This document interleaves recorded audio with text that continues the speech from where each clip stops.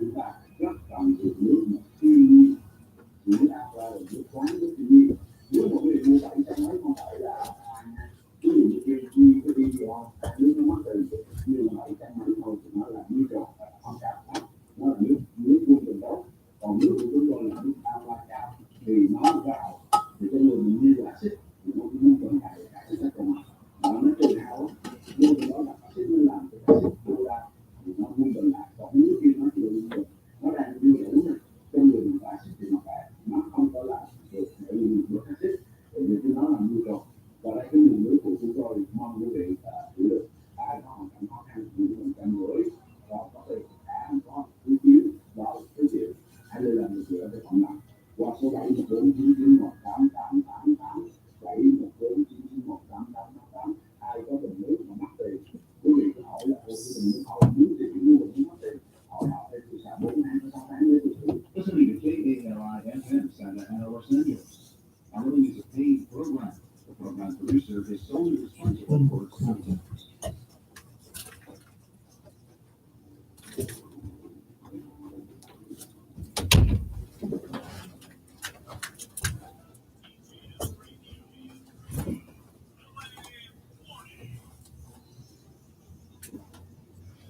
時刻は8時です。1月6日水曜日 LA モーニングスタートしました。おはようございます。新海圭樹です。今日もトーランスにあります TGS ラジオのスタジオから生放送でお送りしていきます。さあ、昨日の夜ニュースね見ていて非常に私びっくりしたんですが、グラミー賞が、このコロナのね感染拡大状況を受けて延期になるって発表されましたよね。私昔からグラミー賞は大好きでして、実はですねもう今からワクワクしていたんですよね。誰が受賞するのかなとかね、ノミネーションを見ながら北総へ見ながら予想するのが好きなんですよね。割と暗い感じですけどね、その雰囲気だけ想像していただくと。で、音楽好きな方はそうかもしれないんですが、私はそうなんですけど、グラミー賞をねこう予想して、でグラミー当日があって、そして数日後にスーパーボウルのハーフタイムショーを満喫するなんていうこう流れがあったわけですよ。私はですけどね、今年は流れが崩れましたね。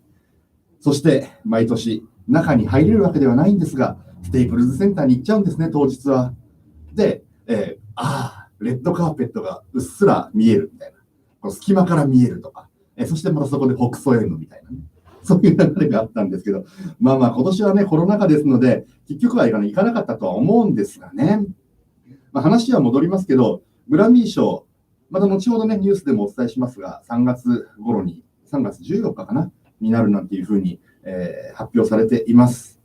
考え方を変えて北総への時間が長くなったかなと、予想を楽しむ時間が長くなったかなというふうに考えることにしました。はい。ラジオの前のあなたどうでしょう。グラミー賞って結構気になります。アカデミー賞の方が好きとかね、アカデミー賞も4月に延期が決定してますからね。今年はまだまだそうやってずれ込んでいくイベントが多いのかななんてふと考えてしまいました。さあ、この TGS ラジオがありますオールドトーラス、外を見ますと1時間ぐらい前まではですね霧に覆われていたんです。と言ってもですよ、私がこのオールドトーラスに向かっている、5時ちょっと前ぐらいですよね。そのぐらいはですね、霧なかったんですよ。お月様が見えていたんですが、その後、こうね、原稿を書いたりしていて、ふと外を見たら、うわ、真っ白っていう感じになっていたんですが、今はね、綺麗に晴れ渡って、朝の日差しが、私のこのいる TGS ラジオの斜め前にあるアパートメント、マンションにね、バーって当たっていて、非常に綺麗ですよ。さあ、今日の天気お伝えしていきましょう。ロサンゼルスカウンティ、オレンジカウンティともに晴れ、一時曇り。そして現在の気温です。ダウンタウンロサンゼルス、華氏52度、摂氏11度。そしてオレンジカウンティ、アーバインが華氏50度、摂氏10度です。今日の予想最高気温、ダウンタウン LA が華氏70度、摂氏21度。オレンジカウンティ、アーバインが華氏67度、摂氏19度。そしてバレー方面、ノースリッチ、華氏73度、摂氏23度。イースト LA はウエストコビラですね。華氏72度、摂氏22度。そしてサウスベイ、ここトーランスは華氏65度、摂氏18度の予想最高気温です。今日のサンセットの予想時刻、ロサンゼルスカウンティ、午後4時59分、そしてオレンジカウンティが午後4時58分となっています。続いて、交通状況をお伝えしましょう。まず、ノース方面から見ていきます。フリーウェイ405番サウスがベンチラブルバード付近からゲッティセンタードライブ付近にかけて時速35から45マイル。セントラル方面110番ノースゲージアベニュー付近からバーノンアベニュー付近にかけて時速24から33マイル。イースト方面5番ノースフリーウェイ605番との交差付近からパラマウントブルバード付近にかけて時速40マイル前後と流れが悪くなっています。ウエスト方面405番ノースフリーウェイ90番との交差付近からセプルベダブルバード付近にかけて時速20から27マイル。10番ウエストアーリントンアベニュー付近からナショナルブルバード付近にかけて時速22から36マイルの渋滞です。サウスウェイ方面見ていきますと、405番ノースがフリーウェイ110番との交差付近、時速30マイル前後と流れが悪くなっています。そして105番ウエスト、フリーウェイ710番との交差付近からインペリアルハイウェイ付近にかけて時速30から39マイルの渋滞。最後、オレンジカウンティ方面5番サウス、メインストリート付近からフリーウェイ55番との交差付近にかけて時速29から40マイルの渋滞です。この後も安全運転をお続けください。さあ、今日もですね、LA モーニングではラジオの前のあなたからのメッセージ、リクエストもありましたらお寄せください。お待ちしております。E メールの方、radio@tjsla.com、radio@tjsla.com、あるいは TGS ラジオウェブサイトを開いてください。トップページ、正面真ん中ぐらいにですね、黄色いボタンでメッセージフォームのボタンが現れます。そこをクリックしていただけると、フォームが現れますので、そちらからもメッセージ、リクエストをお送りいただけます。そして今日もですね、このスタジオの様子を映像、生配信している YouTube ライブをお送りしています。そんなに変化のないね、映像ではあるんですよ。はい。私がボソボソと喋っているだけですのでね。はい。で、そちらにですね、チャットがあるんです。そのチャットをぜひ利用してみてください。リアルタイムでメッセージを書き込んでいただくことができます。私もリアルタイムで目に入ってきます。一番乗りは今日はヤスさんでした。ヤスさんおはようございます。天気はいいけど、イースト LA はね、華氏46度、摂氏8度、寒いですよね。そしてこの後 LA モーニングパート2のサムさんがもうスタジオでスタンバイしています。今日もよろしくお願いしますと。そしてエッチゴのゆうりさんおはようございます。ね、番組スタート前にはもう入ってきて素晴らしいですね。そして川崎からやすさん、おはようございます。そうか、夜勤のお仕事されてるんですね。夜勤の食事休憩中に入ってきてくださいました。ありがとうございます。この後まだ残りの仕事ね、頑張ってくださいね。そして K さんはサンペドロかな。サンペドロですね。11度ということでおはようございます。まだお正月気分なのか静かな朝です。ね、交通状況を見ても、まだまだそんなに、もしかしたらそのステイアットホームオーダーっていうのもあるのかな。去年のクリスマス前に比べると、だいぶ空いてるかなというふうに感じます。そしてゴーゴーマムさんもおはようございます。霧の集湖状態でしたよね。本当、ドライブにはお気をつけください。まだまだね、霧がかかっている箇所あるかもしれませんからね。そして、ナッシュビルからニックさんおはようございます。マイナス2度ですか、摂氏。はい。寒いですね。そしてニューヨーク山田一体さんはバレーからおはようございます。バレーは寒いけどいいお天気。そうですよね。車で聞いてくださっているということでありがとうございます。ステゴガールさんもおはようございます。さあ、さらにマフィンちゃん、おはようございます。ハワイからアロハ。いやー、いいじゃないですか。ハワイ暖かくて気持ちいいって。69度の21度。それでも意外とそういう風になるんですね。そしてマッキーさんおはようございます。大丈夫です。ギリギリ遅刻じゃないです。大丈夫ですよ。なんていう風にですね、皆さんもぜひチャット、一緒に参加してですね、番組にこう入り込んでくる感じで、非常に盛り上がると思いますので、ぜひご覧になってみてください。さあ、今日もこの後午前9時まで生放送でお送りしていきます。お付き合いよろしくお願いいたします。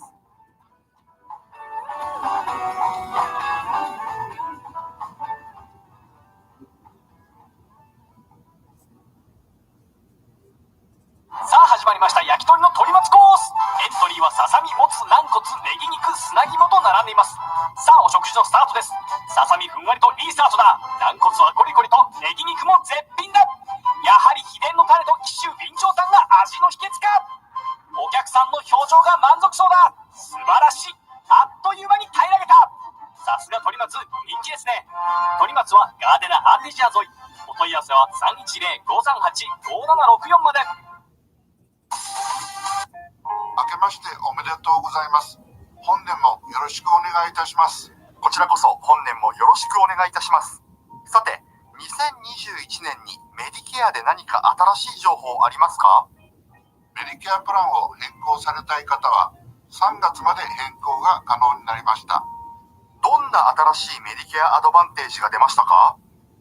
例えば、掛け金ゼロで$2000までのデンタル PPO プランがついているとか、パート B の掛け金を月々$125まで負担してくれるプランなんかどうでしょう。変更希望の方は桐原までご連絡ください。さて、ここでお知らせです。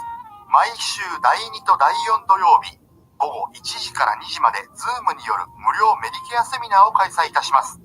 参加希望の方は、希望日、氏名、生年月日、住所、電話番号を info@ 保険 411.com の桐原メディケア宛てにメールしてください。そしてもう一つお知らせがあります。リスナーの中にカイロプラクター、鍼灸師、歯科医師、メガネ屋さんがいらっしゃいましたらコラボレーションしませんか？詳しくは310-381-9505の桐原さんまで直接ご連絡ください。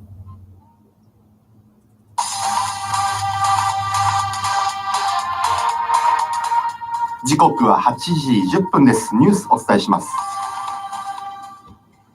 ジョージア州で5日、定員100の上院残る2議席をめぐる決選投票が行われ、即日開票されました。決選投票は現職の共和党、ロフラー・パーデュー両氏に、民主党候補で黒人牧師のノーウィック氏と、ドキュメンタリー映画プロデューサーのオソフ氏が挑みました。失礼しました。ウォーノック氏とドキュメンタリー映画プロデューサーのオソフ氏が挑みました。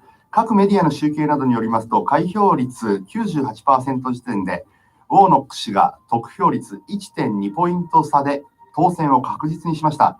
オソフ氏は 0.2 ポイントのリードです。メディアによりますと、民主党が1議席を確保し、残る1議席を決める争いも僅差でリードしています。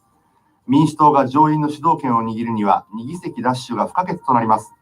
上院では採決で50対50となった場合、副大統領が最後の1票を投じる権限を持っています。ペンス副大統領は今日開催される議会の上下両院合同本会議で、昨年11月の大統領選選挙人投票の形式的な集計を行い、次期大統領を公式に認定します。大統領選での敗北を認めていないトランプ大統領は5日、民主党のバイデン氏の勝利認定を阻止するようペンス副大統領への圧力を強めましたが、ペンス氏の側近らによりますと、6日の上下両院合同本会議では、各州ですでに認定されている選挙結果を読み上げ、上院議長としての儀礼的な役割を全うする見通しです。カリフォルニア州公衆衛生局が昨日発表した新型コロナウイルスの感染者数は、43,875 人増えて249万6,990人。亡くなった人は503人増えて27,519 人となりました。ロサンゼルスカウンティ公衆衛生局が昨日発表した新型コロナウイルスの感染者数は13,512 人増えて84万611人。亡くなった人は224人増えて11,071 人となりました。オレンジカウンティ公衆衛生局が昨日発表した新型コロナウイルスの感染者数は1376人増えて17万1955人。亡くなった人は昨日と変わらず1926人です。ジョンズ・ホプキンス大学の発表によりますと、アメリカでは5日、過去24時間に確認された新型コロナウイルスの死者数が3936人で過去最多となりました。ボランティア組織 COVID 追跡プロジェクトによりますと、新型コロナウイルス感染による入院患者数は13万1000人を超え、これも過去最多を更新。医療現場は特に南部と西部で逼迫しているということです。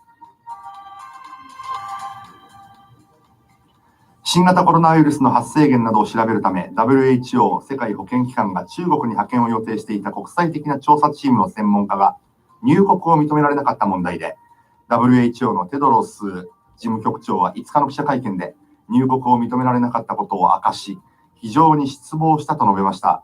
これについて中国外務省の華春瑩報道官は6日の記者会見で、テドロス事務局長の気持ちは理解できるとした上で、発生源の問題は非常に複雑であり、調査チームが順調に調査を行えるよう、現在も協議を行っていると述べ、具体的な訪問日程は WHO 側と協議中で決まっていないという見方を示しました。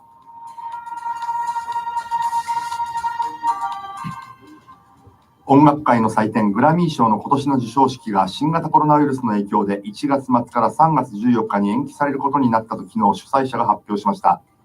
それによりますと、今年で63回目となるグラミー賞の受賞者発表と授賞式は今月31日にロサンゼルスのステイプルズセンターで行われる予定でしたが、ロサンゼルスで新型コロナウイルスの感染が収束しないことから3月14日に延期するということです。グラミー賞の主催者は、ロサンゼルスでは医療体制が逼迫するなど新型コロナウイルスをめぐる状況は悪化しているとした上で、音楽界、そして授賞式に携わる何百もの人たちの健康と安全より重要なものはないとコメントし、延期の決定に理解を求めました。トヨタ自動車など日系大手3社が5日発表した2020年のアメリカでの新車販売台数は前年比で軒並み2桁減となりました。新型コロナウイルスの感染拡大の影響で2020年の前半に需要が大きく落ち込んだことを理由としています。トヨタ自動車は前年比 11.3% 減の211万2941台、ホンダは 16.3% 減の134万6788台、日産自動車は 33.2% 減の89万9217台と他社に比べ大幅減となりましたが、4月から6月期を底に回復基調に転じました。日本のニュースです。日本政府は5日、観光支援事業 GoTo トラベルの全国停止を延長し、12日以降も継続する方針を固めました。緊急事態宣言再発令の対象となる東京都と埼玉、千葉、神奈川3県以外も新型コロナウイルス感染拡大の防止を徹底する必要があると判断しました。予約済みの旅行はキャンセル無料とし、解約を受けた旅行会社、宿泊施設などは政府が保証します。宣言は1ヶ月程度の期間が検討されています。政府関係者は5日、宣言発令中は対象地域以外も感染が急拡大する恐れがある状況なので、部分的な再開は難しいと語りました。では、株と為替の値動きです。今朝のニューヨーク株式市場、ダウ工業株30種平均は昨日の終値と比べ、427ドル95セント高い、3819ドル55セント。ナスダックは昨日の終値と比べ、19.68 ポイント上がって、12,838.55 ポイント。SP500 は 36.98 ポイント上がって、3763.84 ポイントです。外国為替市場ニューヨーク時間11時現在、1ドル103円43銭で推移しています。時刻は8時17分です。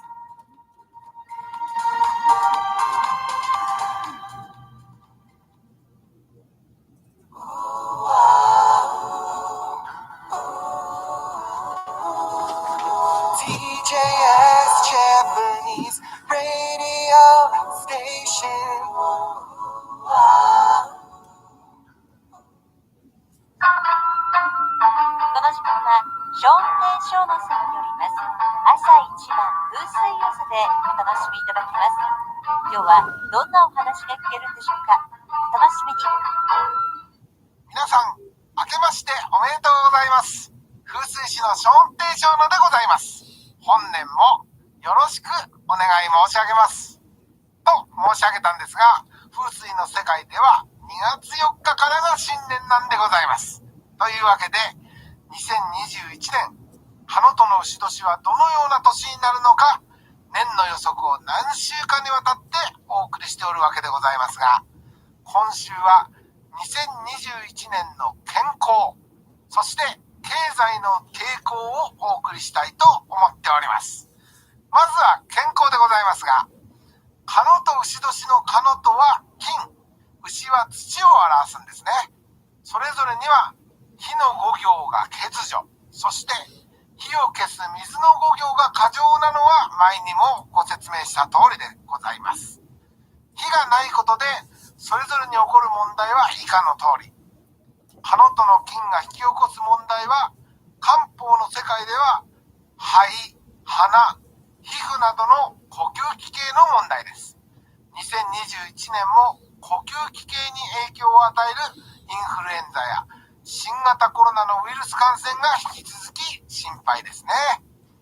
一方、牛の土が引き起こす問題はといえば、消化器系や胃の衰弱、糖尿病などです。くれぐれもご注意いただきたいと思います。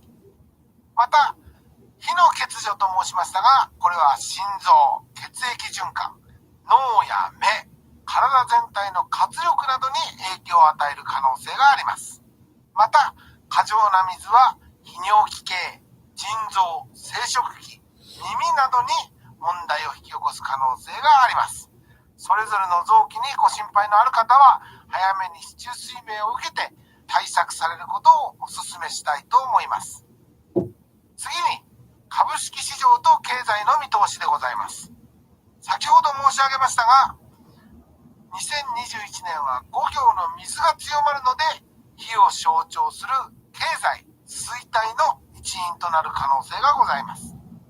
経済の活力となる5行の火は2025年まで来ないため、今後は弱気市場が長期化する可能性もあります。しかしながら、弱気市場でも反映する産業、または企業というのは必ずございます。それは2021年、火の5行に属する産業になります。特に年の後半からエネルギー、発電、レストラン、娯楽などの職業には2020年からの巻き返しを期待したいと思います。特にレストランの方々、頑張ってください。鳥松の焼きおにぎり食いてー。いや、少し取り乱しました。僕も食べたい。鳥松だけになんちゃって。そして、焼きおにぎり火の次に反映しそうな産業、土の5行に属する産業を挙げたいと思います。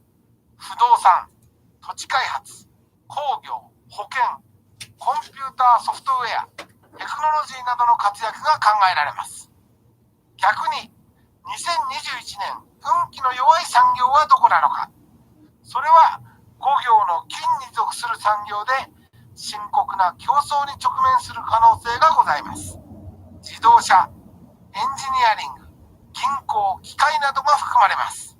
また、5行の水に属する産業は、財運の要素である火が全くないため、今年お金を稼ぐことがかなりきつく、より一層の努力が必要になるでしょう。水の5行には、海運、輸送、通信および飲料などが含まれます。5行の木にあたる産業も2021年はやや弱い可能性あり、ファッション、メディア、本、環境、気候変動などは資金の見通しに弱い可能性がございます。要約すると、火と土の5行に関する産業や企業は発展、他の全ての業界は下り坂か登っていくにしてもきつい山登りのハードさを経験することになるでしょう。しかし、どんな時代でも登っていく企業というのはあるものです。それは皆様の努力と実力の賜物なんです。そしてそれを後押しするのが風水と市中水明。同じ山登りの実力でも普通のズックと登山シューズの差が出てくるはずです。ズックって久しぶりに聞いたね。風水鑑定や市中水明のお申し込みやアーテージアスクエアのドラゴンボットまで。ではまた来週。朝一番風水寄せのお時間でした。ドラゴンゴッドへのお問い合わせはドラゴンゴッド USA.com。 来週のこの時間もお楽しみに。いや、私も鳥松の焼きおにぎり食べたいな。まあ、食べようと思えばね、トゥーボーはもちろん営業されてるので、そうなんですよ。鳥松さんって焼き鳥屋さんですけど、もちろん、焼き鳥以外のね、ものもいっぱいあって、美味しいんですよ。焼きおにぎりが。はい、この時間はドラゴンゴッドの時間でございます。さあ、今年は牛年、犬や羊年生まれや7月、10月生まれの方は注意が必要です。市中水明では牛、犬、羊が揃うと最も怖い土の産形というのが完成します。がんや胃や、これは腎臓ですね、の、病、あるいはですね、交通事故、そして離婚などが起こりやすいとされているんですね。ぜひ、市中水明で確認してください。がんや胃や、これ膵臓ですね。はい。そして、過去にですね、ドラゴンゴッドさんで鑑定を受けられた方はですね、今年の運気チェック無料で受けたまっていますので、そうだって思った方は、ちょっと行ってみてください。過去に受けている方はね、無料ですのでね。そしてね、新しいサービスがスタートするんですよ。すごいですよ。秘伝、発財覚醒法。出発の発にね、財産の財に覚醒法。秘伝、発財覚醒法。家の中で水を動かして財産を目覚めさせる方法なんですって。これ中国戦術では水は財を表すんですね。で、これ一体どういうサービスかというと、鬼門遁甲、そして市中水明、風水の3つを組み合わせて、水槽ね、家の中の水槽、どこに置くと一番いいのか、最適な場所と最適な時間、置く場所もですね、置く時間も確定してくれるということなんです。これね、風水とかそれっていろいろ話聞いてると、何日の何時にここにこれを置くと非常に効果が現れるっていうのがあるそうなんですね。そういうのも、見てくれると。これ、この3つのね、鬼門遁甲、市中水明、風水3つ組み合わせると$180なんですって、この、新しいこのサービス。だけど、TGS ラジオのリスナーという方にはですね、なんと$70引き、$110でこの鑑定を行ってくれるということです。財産得たいですもんね。明日1月7日から受付を開始いたします。詳しくは電話、サイレナッパナ一泊医 310-787-1891 310-787-1891 あるいはウェブサイトドラゴンゴッド USA.com こちらのフォームからお申し込み、お問い合わせお願いいたします。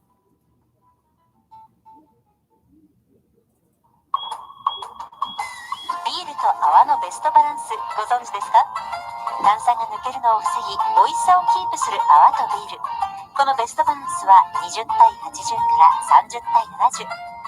喉が鳴る美味しさのベストバランスです。沖縄から直送のオリオンドラフト。キーワードはマイルド、スムース、フレッシュ、ビター。オリオンビール。発売元は共同貿易です。おはようございます。オレンジカウンティコスタメサ、菅モータースです。菅モータースでは、新車、有料中古車の販売、買い取り、板金、修理を行っております。小さな傷から大きなへこみまで、保険対応、見積もり無料、熟練したスタッフがお待ちしております。場所は、コスタメサ三つはすぐ裏。詳しくは、www.sugamotors.com 電話 949-631-3323 まで。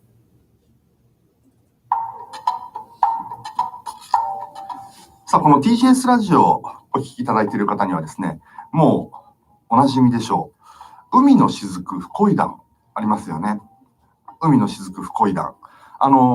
海の雫ではですね、フコイダンの商品とは別にですね、もう一つの商品作られているんですよ。最近もね、CM 等で耳にしているとは思うんですけど、エッセンシャルニュートリションという商品なんですね。これね、フコイダン商品とはまた別なんです。どういう商品かというと、厳選した栄養成分を組み合わせて、例えば食欲が落ちている時とか、体力が落ちた時の栄養補給に最適な商品なんですね。あるいは疲労回復とか、あとは筋肉の修復とかね、免疫細胞のサポートにも力を貸してくれるということなんですけど、具体的にはですね、青バナナから抽出されたバナファインとかね、あるいは体のエネルギー源となる必須アミノ酸、あとカルシウム、亜鉛、セレン、たくさんのビタミン群も含まれているんですよ。で、フコイダン商品って、やっぱりそのフコイダン自体がかなり、貴重なものですので、さらにいろんな組み合わせ等があって、割と、高額な商品にはなっているんですが、このエッセンシャルニュートリション、非常にお求めやすい値段となっています。1袋に150カプセル入っていて、で、これ大体1ヶ月分らしいんですが、これでね、$50なんですって。でね、ボリュームディスカウントもあるということなので、この栄養補給、非常にいいんじゃないかなというふうに思います。ぜひ、フコイダンの、海の雫エッセンシャルニュートリション、こちらご覧になってください。詳しくはですね、ウェブサイト、kfkoidan.com、k、アルファベットの K ですね、kfkoidan.com、あるいは TGS ラジオウェブサイトトップページにリンクがありますのでご覧になってください。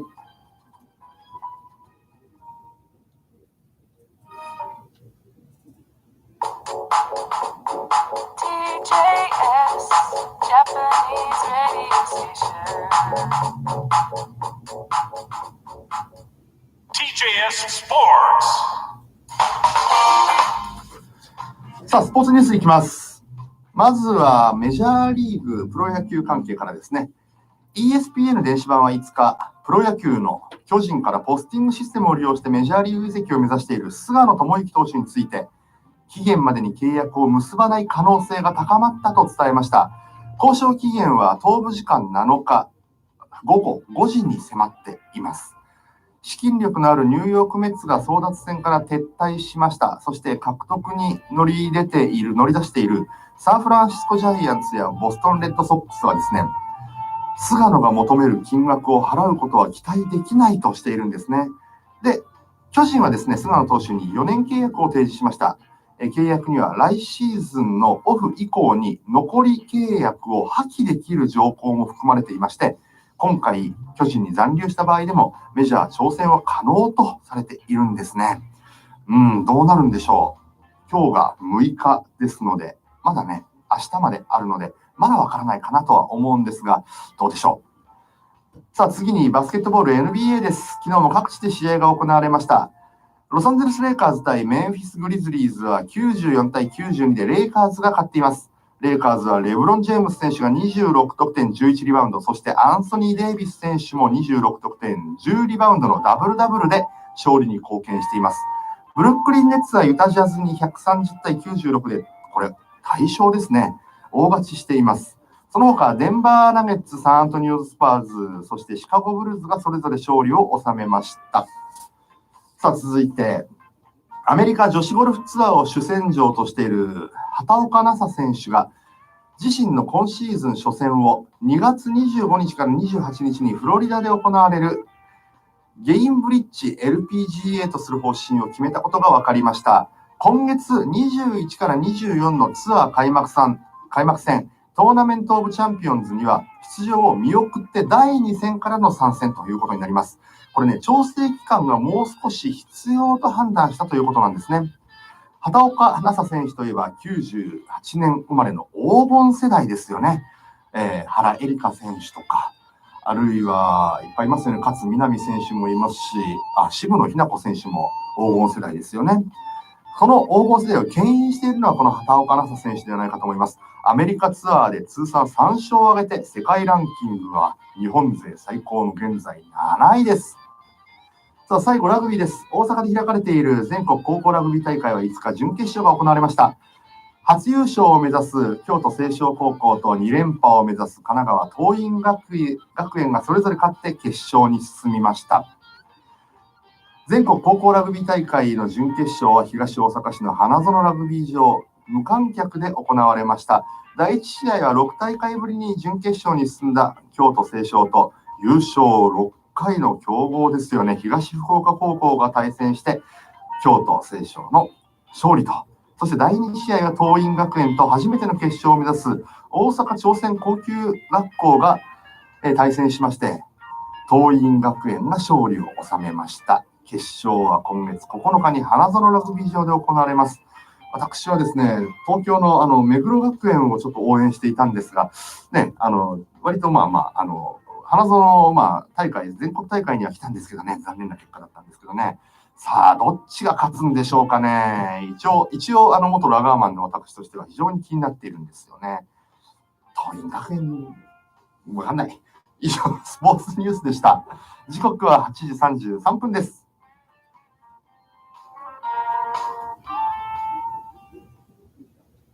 さあ、この時間は海の雫フコイダンについて伺っていきましょう。海の雫フコイダンはフコイダン商品とは別でもう一つの商品を作られているんです。今日はその商品をご紹介いただけますか？はい、海の雫エッセンシャルニュートリションという商品です。厳選した栄養成分を組み合わせ、食欲が落ちている時、体力が落ちてきた時の栄養補給に最適な商品です。また疲労回復や筋肉修復、免疫細胞のサポートにも力を貸してくれます。これは具体的に何が入っているんですか？はい、これユニークなんですが、青バナナから抽出されたバナファインという成分、そして体のエネルギー源となる必須アミノ酸、それからカルシウム、亜鉛、セレン、またたくさんのビタミン群も含まれています。やはり気になるのはお値段なんですが、はい、1袋あたり150カプセル入ってまして、これでちょうど1ヶ月分ですね。お値段は50ドルです。ボリュームディスカウントもご案内してます。いやでもこれだけたくさんのね栄養成分が入ってて、この4、50ドルでしたらこれお買い得ですよね。お得だと思います。はい、この商品ですね、たくさんのご好評いただいて、特にここ 2,3 年で、とても人気の商品になりました。フコイダン商品と比べて値段もお手頃なので、ぜひお試しいただければと思います。はい、海の雫フコイダンへのお問い合わせは日本語専用のカスタマーサービスライン 866-658-2233 またはウェブサイト k フコイダン .com あるいは TCS ラジオウェブサイトのトップページのリンクからお願いします。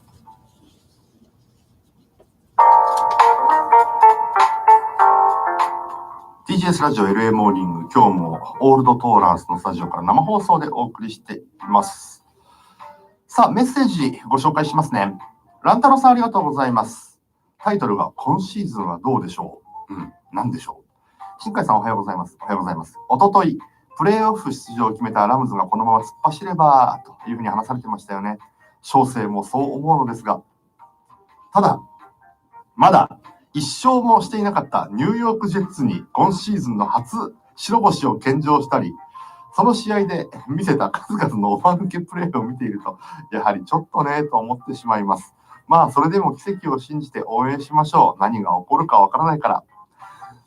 あの試合は僕も見ましたけど、ねえ、まあジェッツとしては必死でしたよね。だって1回も勝ってなかったんだもん、今シーズン。12連敗とか3連敗だったんですよね、開幕から。まあ、それをラムズから勝利を勝ち取った、まあ、必死なプレーをもちろんしているんだろうなとは思ったんですけど、まあ、ちょっとラムズは穴だらけでしたよね。まあでも、なんとかね、プレーオフに行ったんだったら、本当、スポーツはね、何が起こるか分かりませんからね、プレーオフに行くってことは、やっぱりそれなりの実力があるからプレーオフまで行けるわけで、そうなってくると、またそこからね、どういうふうに動いていくか、なんとかこのままラムズ行ってくんないかな。なんとかスーパーボールでラムズ活躍する姿見たいななんていうふうに思うんですが、もうね NFL も楽しみで仕方ありません。もうはい、ありがとうございますランタロウさん。そしてラジオネームが好きです。ラジオネームピカリンどこがさんからです。そう書いてあるんですもん。ピカリンどこが閉じる。新海さん、明けましておめでとうございます。明けましておめでとうございます。数ヶ月ぶりにまたまたテレワークになったので、またまたゆっくり TGS ラジオを聴けるようになりました。そういう方もいらっしゃると思います。新海さんは以前、コンサートやライブを見に行くのが好きだと言っていましたけど、もしも今年ライブができるようになったとしたら何を見たいですか？何を見たい？見たいものだらけですね。そうですね。毎回、今回が最後じゃないかと、ずっと言われているイーグルス見たいですね。割とカリフォルニアでね、コンサートをやってくれることが多いので、見たいですね。見たいのあげてったらきりないですね。フーファイターズも見たいでしょ、そろそろ。レッチリも見たいでしょ。あとはね、みんなロックだな。基本ロックが好きなのでね。あとね、なんかね、ビヨンセとか見てみたいな。なんか、すっごい完成されたステージをやってくれそうなイメージが勝手にありますが、はい。あとは、絶対ありえないけど、ライブハウスでメタリカみたいな。はい。妄想だけが膨らんでいきます。ピカリンさんは、ね、ピカリンさん何が見たいんでしょうね。リクエストもいただいています。リクエストは10年以上前に日本で見たコンサートで感動したミーシャの曲。私もですね、日本にいるときにミーシャのコンサートは3回行ったかな。2回は、河口湖のステラシアターというところで行われている、毎年、星空のライブかな。これを見に行きました。あとはね、あれどこだったっけな、横浜アリーナかなんかでやった、大規模なコンサート見たでしょ。あとはね、横浜のどこだっけ、ライブハウスで、久保田利伸さんとね、やったジョイントコンサート。これも良かったですね、ミーシャは。はい、また見たいですね。で、いただいた曲はですね、カラーオブライフなんです。いいじゃないですか。ノリノリでいきましょう。お送りしましょう。ラジオネーム、ピカリンどこがさんからいただいたリクエスト。ミーシャでカラーオブライフ。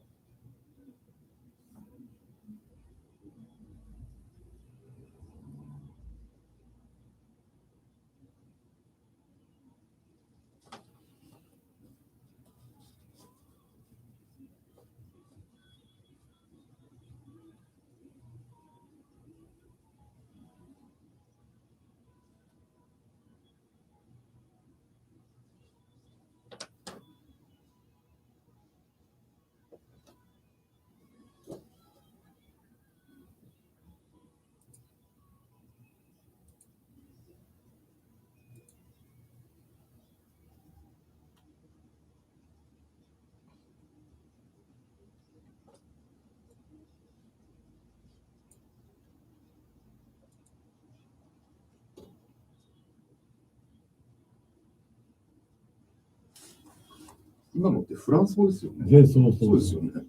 こういうサウンドそうだ。ですよね。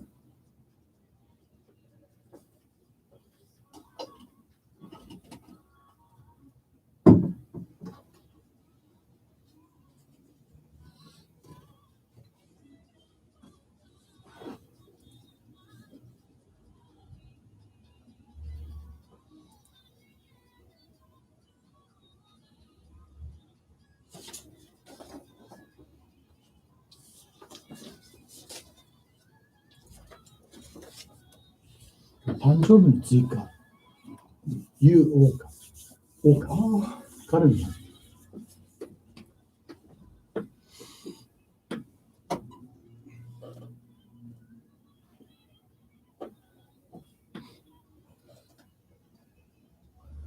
お送りしたのはラジオネームピカリンどこがさんからいただいたリクエスト、ミーシャでカラーオブライフでした。時刻は8時43分です。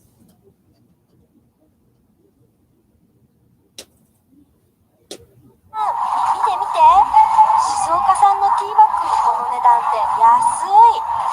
あらほんと安いわ。お茶どころ静岡のお茶だったら絶対美味しいわよね。中岡屋のティーバッグ、静岡煎茶、玄米茶、ほうじ茶は厳選茶葉を産地直送。だから新鮮、しかもお買い得。本格的な日本茶をお手軽にお楽しみください。お求めはお近くの日系スーパーで。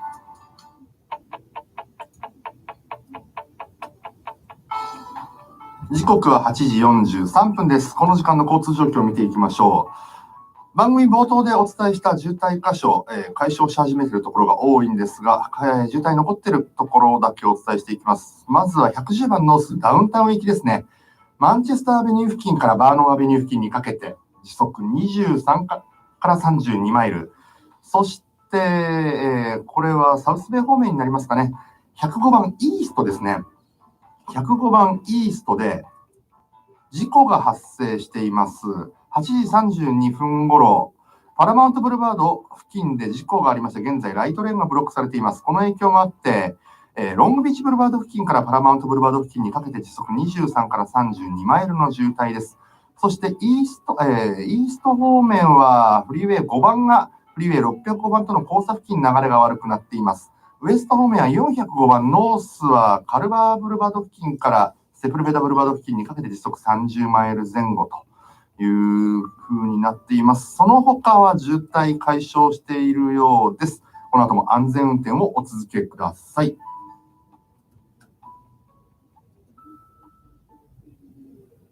歯のチェックアップ、どこに行こう。ホワイトニングしたいな。歯が痛い。虫歯かな。インプラント、日本語でしっかり説明を受けたいな。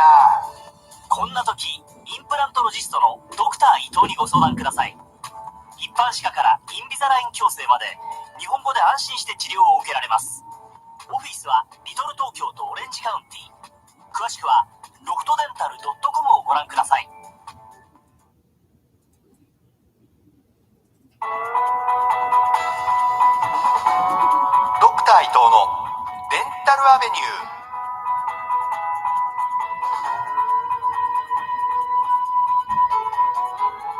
この時間はリトル東京ホンダプラザデンタルクリニックコスタメサザ・ロフトデンタルスタジオの提供でお送りします。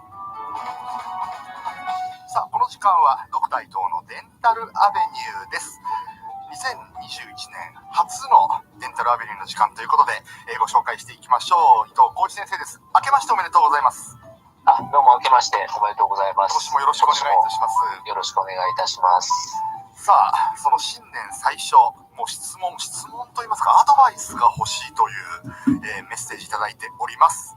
はい。ラジオネームスキーは初心者さんからいただきました。はい。LA に駐在してこの4月で2年経とうとしています。任期は残り1年ですが、どうやら帰任命令が出そうな雰囲気が、そこで帰る前にアメリカにいるからこそ受けておいた方がいい歯科治療、あるいは歯科に関することなどあれば教えてください。日本よりもお得にできることがあれば帰る前に検討したいですというふうにいただいております。はい。どうでしょう。日本でやるよりも、こっちでぜひ一度やっていかれたらいいかなと思うもの、はい、一つはですね、歯のクリーニング。クリーニング、クリーニングは、やっぱり日本と違って、うちの衛生士さんだと、やっぱり1時間の枠でお取りしますので、時間を使って、もう本当に隅から隅まできれいにしてくれます。まあ、日本で、ああいう我々が行っているような徹底したクリーニングっていうのは、通常やってもらえません。ああ、そうなんですね。はい。クリーニングに関してはやっぱりレベルが違うかなというふうに、思います。これは、私、実家が歯医者ですし、結構親戚に何人か歯医者がいますので、まあ、そういうふうに感じてます、それはね。ただ、クリーニングに関しては、こちらの方がやっぱり日本よりは高いので、そっか、なるほど。まあ、それだけ払えば当然、これだけのことができますよっていうようなところはあるんですけれども、オプションがないですね。日本はお金払ったから、そういうクリーニングがしてもらえるっていうわけじゃないので、ある意味でやってかれるのがおすすめです。それから、それ以外に、金銭的にやっぱりこっちの方が安くて、いわゆるお得ですよっていうのは、歯列矯正。ああ、矯正、そうか、そうですよね。矯正治療は、もう、ダントツにやっぱり人口が多いですし、需要がこちらの方がありますので、日本よりも。日本の矯正治療のほぼ半額ぐらいで、受けることができます。これはやっぱりメリットだと思いますし、インビザライン矯正なんかですと、1年なくて、ほとんどの場合1年なくて問題なくできますので、こちらにいらっしゃる間に、歯並びをこうきれいにして戻られるっていうのはいいのかなというふうに思われます。それからもう一つ、審美治療。日本もだいぶ審美歯科をやるようになってきておりますが、全体層で見ると審美歯科をきっちりとやってくれる先生ってやっぱり日本少ないんですよ。あ、そういうもんなんですね。そう。なので、本当にしっかりと審美治療ができる歯医者さんっていうのはものすごく高額です、やっぱり日本は。ああ、そういうふうになるんだ。なので、そういうことを考えると、それもこちらでやっていかれたらいいのかなというふうに思います。まあ、この患者さんが、この方、スキーは初心者さんですよね。まあ、ご自分がどういうふうなことに興味を持っておられるのかわからないので、まあ、今挙げた、審美治療ですね。それから、矯正治療。これはもう、ダントツ、あるいはもうセットで矯正をしてから審美治療までして、もう本当に綺麗なカリフォルニアのボーイの歯をしてもらうか、というようなところか、あるいはもうそういうのが興味なければ、歯のクリーニングをきれいにしてもらって帰られるというのもいいかもしれないですし、それ以外にはですね、虫歯とかがあるんであれば、神経治療。これはやっぱり日本の保険で、保険の範囲でする神経治療と比べて、やっぱりこちらでやる方が長持ちしてくれます。ああ、そういうもんなんですね。日本はやっぱり保険でする神経治療っていうのは我々が行う神経治療の大体2ステップ、3ステップぐらい前で終わってるような治療を受けます。そうなんですね。たまに、レントゲンを見て、しっかりと日本で神経治療がしてもらってる患者さんがいます。そうすると、必ず私、日本に帰られたら必ずまたこの話に来てくださいというふうに、必ず伝えてます。もう時間がないんだけど何かやっていきたいということであれば、おすすめはやっぱりクリーニングですね。わかりました。ということで、先生、今日もありがとうございました。ありがとうございました。言いづらいな。唐揚げ専門店レンガトリ。今日も元気に美味しい唐揚げを皆様にご提供できるよう頑張ります。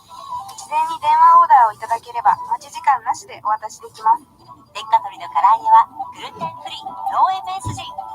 ガーナ店は東京セントラルフードコート内。営業時間は午前10時から午後9時。言えないわな。コスタメザ店はブリストルとベーカーの角で午前11時から午後9時までの営業。気持ちとしては行きたいんだけど。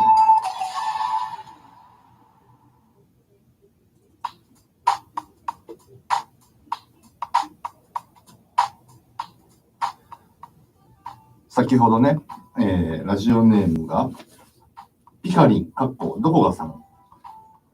このコロナじゃないのが終わったとして、コンサートやライブ見に行くとしたら、今年ライブができるようになったら何を見たいですかっていう話で、ポロッとなんか言ったら、そこからなんか映画の話題とかにね、言っているんですけど、あれなんですね、ステゴガールさんはビヨンセ一昨年見たって。見たいなぁ。ビヨンセ、どうでした？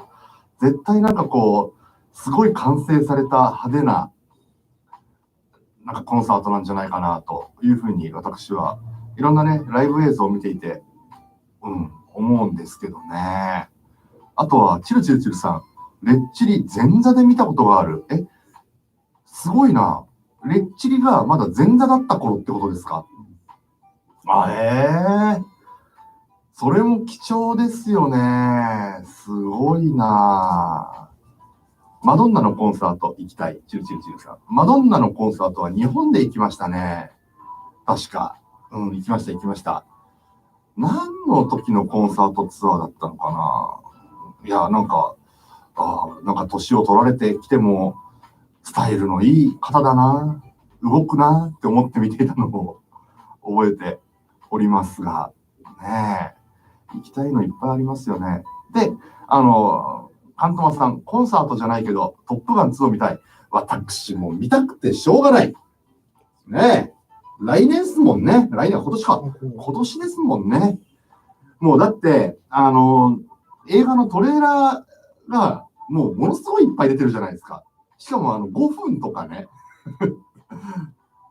そこまで、だけど、うまい煽り方してるなっていうぐらい、トップガン好きの私としてはですね、こんな飛行機出てくるんだ。でも何このトレーラー最後に飛んでるのって、トムキャットじゃないみたいなのとかね。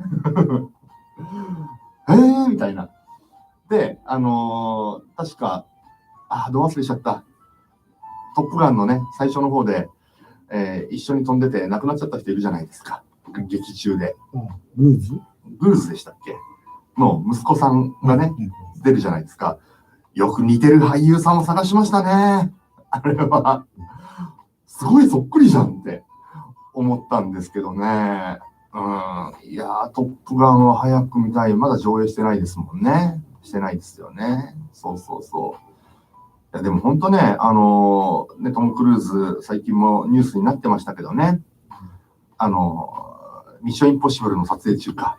ね、スタッフがちょっとこう、ソーシャルディスタンスを守らなかったとかね。そういうので、僕らが見本にならなきゃいけないのになんてことしてるんだっていうふうにね、怒っていましたけど、あれはなんかちょっと見ていて、男だなっていうふうに、思いましたけどね。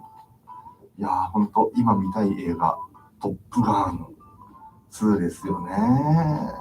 やっぱり皆さんご存知で、トムキャット出るんだよね。そう、カントマさん、グーズ。そう。ニューヨークさん、マドンナは横浜スタジアムで見た。そうなんだ。ユーリさん、マドンナドーム公演。そう、私が見たのは、ドーム公演でございます。ドーム公演見ましたね。ドーム、やっぱり日本にいた頃ってドームでやっぱり大物アーティストを見るっていうのが多かったな、なんやかんや言っても。イーグルスもドームで見ましたし、エアロスミスもドームで見ましたし、なんか、クラプトンもドームで見ましたし、気がつくとドームだなっていうふうに思いますけどね。あと、今年は、もしそんなことができるのであれば、開催もされるのであれば、ねフジロックに行きたいな、苗場に行きたいなっていうふうに、強く願っております。なんて言ってるとですね、もうお別れの時間というふうになりました。さあ、今日もですね、この後9時10分目標でですね、スタートしたいんですが、インターネットラジオでは、サムさんと共にお送りする LA モーニングパート2があります。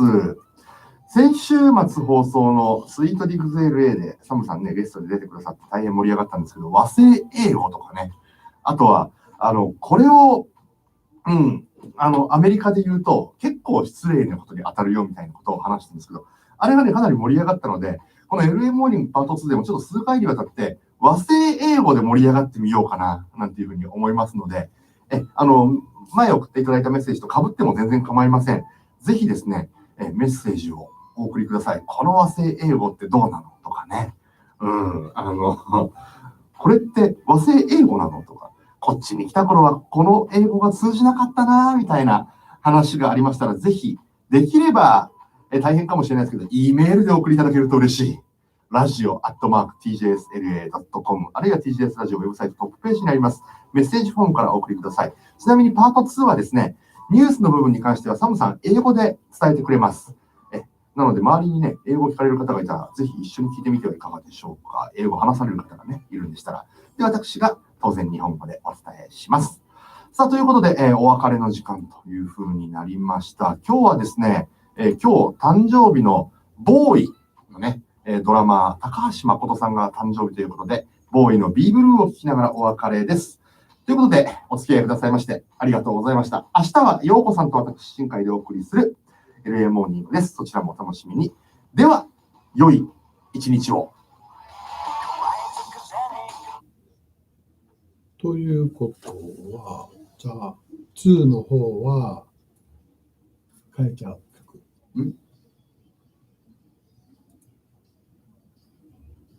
いいね、ゆうりさん、苗場で会いたいね。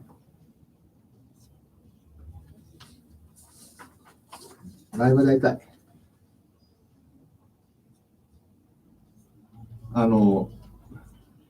キャンプサイトも取って、さらに、ちょっと離れたところの民宿も取るっていうパターンで僕は行くんですね。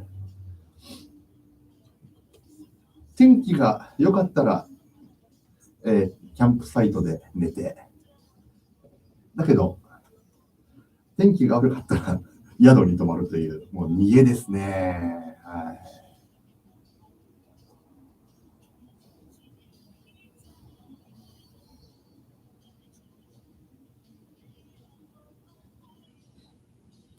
ストーンズも見たな。初来日じゃないですよ、僕が行ったのは。ストーンズもドームだったな、マイコーもね。そうそう、ゆりさん。マイコーもね、ドームで見た。やばい、大サビに行く前に終わってしまう。大丈夫だ。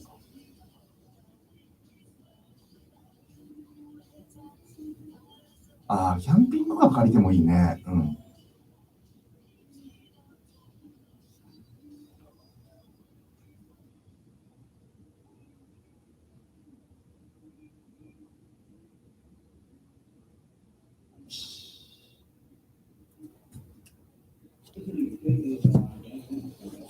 はい、一旦ありがとうございました。一旦ありがとうございました。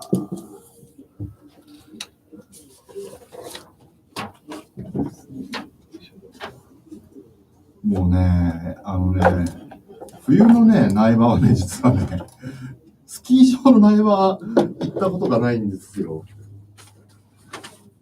ガーラ、湯沢とかあの辺はね、スキー場行きましたけどね。うん。だけど、夏の苗場は気持ちいいんですよね。晴れるとね。でもね、雨が降ったフジロックもね、僕は嫌いじゃないです。もう、あれはフジロックと雨はセットみたいなもんですからね。あそこでね、あれですよ。あそこでね、マキネート見たね、フーファイターズはね、すごい面白かったですね。僕はね、わーってね、最前列の方に行ったんですけどね、マキネは行かなかったんですね。なんでって思ったんですけどね。あとはね、メイシー・グレイがカツラだった事件ね。あれも、マキネも一緒に行ったフジロックでしたね。衝撃でしたね。カツラなのみたいなね。はい。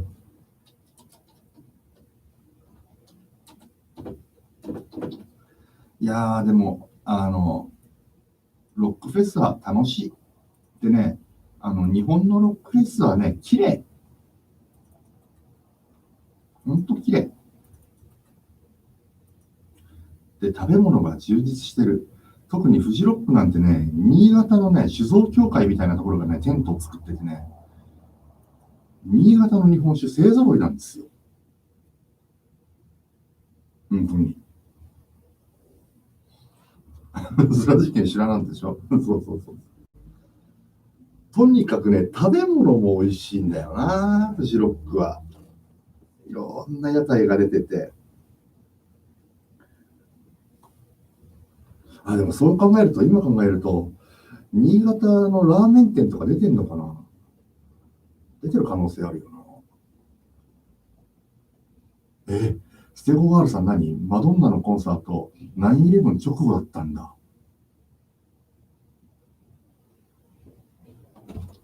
すごい。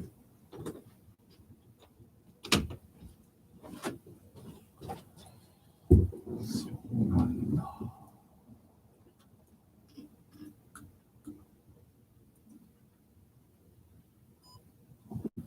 ステープルズセンターもなんか、僕の中では東京ドーム的な感覚だな。やっぱりステープルズセンターで見たモトリー・クルーは最高でしたよ。でもね、LA の場合はね、あれがあるからね、フォーラム、イングルッドのね、そう、フォーラムで見たボンジョビよかったっすね。あれ、何見たんだっけ、フォーラムで。ボンジョビ見たでしょ。ボンジョビ。あとなんか言ってんだよな。忘れちゃったな。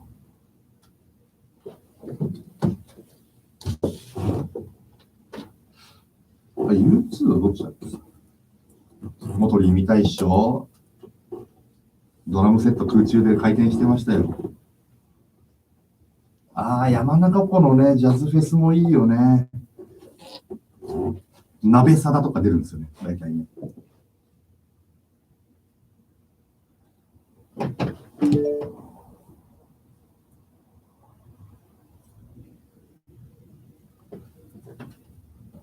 関東さんはわかると思うけど、あれも良かったですよ。航空学園の滑走路で行われた、レミオロメンのライブ。すごい良かったですよ。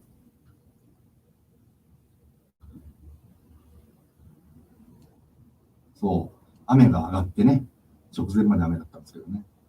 途中まで雨が上がったところで、名曲、雨上がりを歌うっていうね。最高でしたね。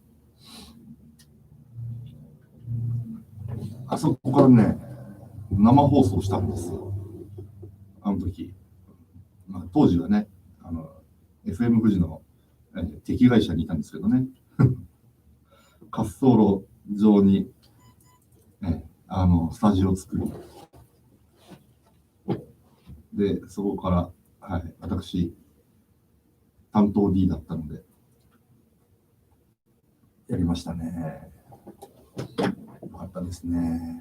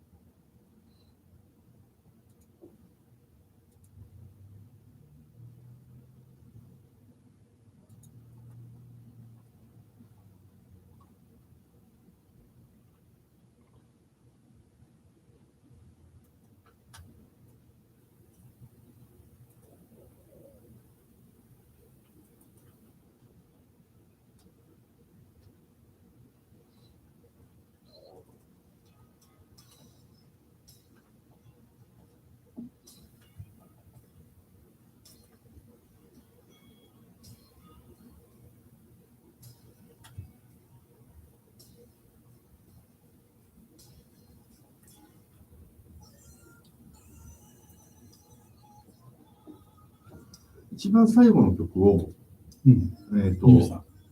UOO か、フィーチャリング、これ渡しておきます。2曲目です。2曲目。どのワイン？カバーですね。ノラ・ジョーンズ。一番最後のお別れの曲をそれにします。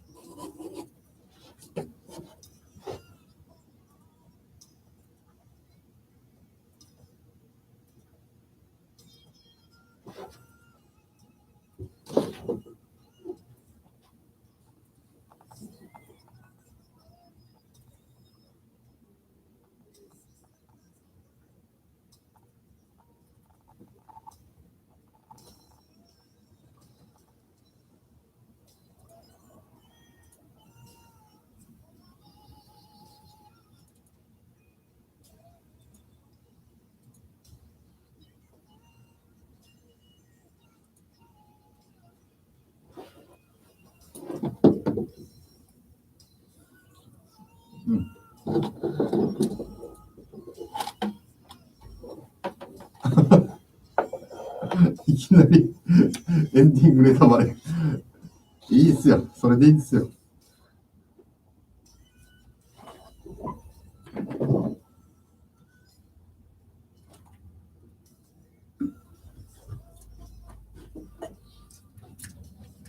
どうせネタバレしてるから。出しとこう。いいですね。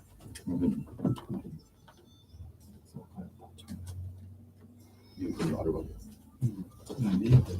ちょっとこうか。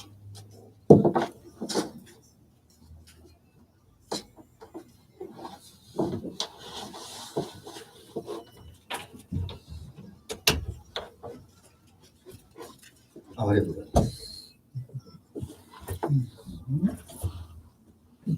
言ってますね。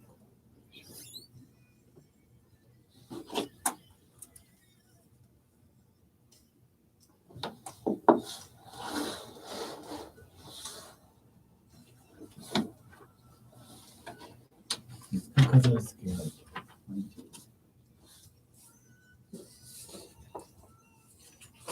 本当だ、暗くなっちゃってるか。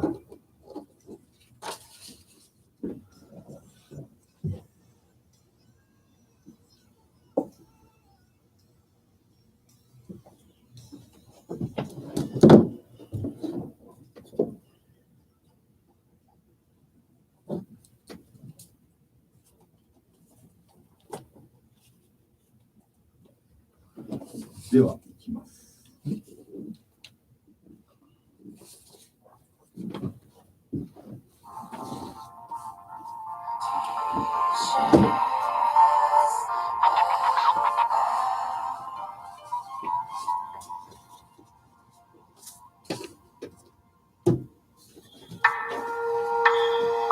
LA Morning Part 2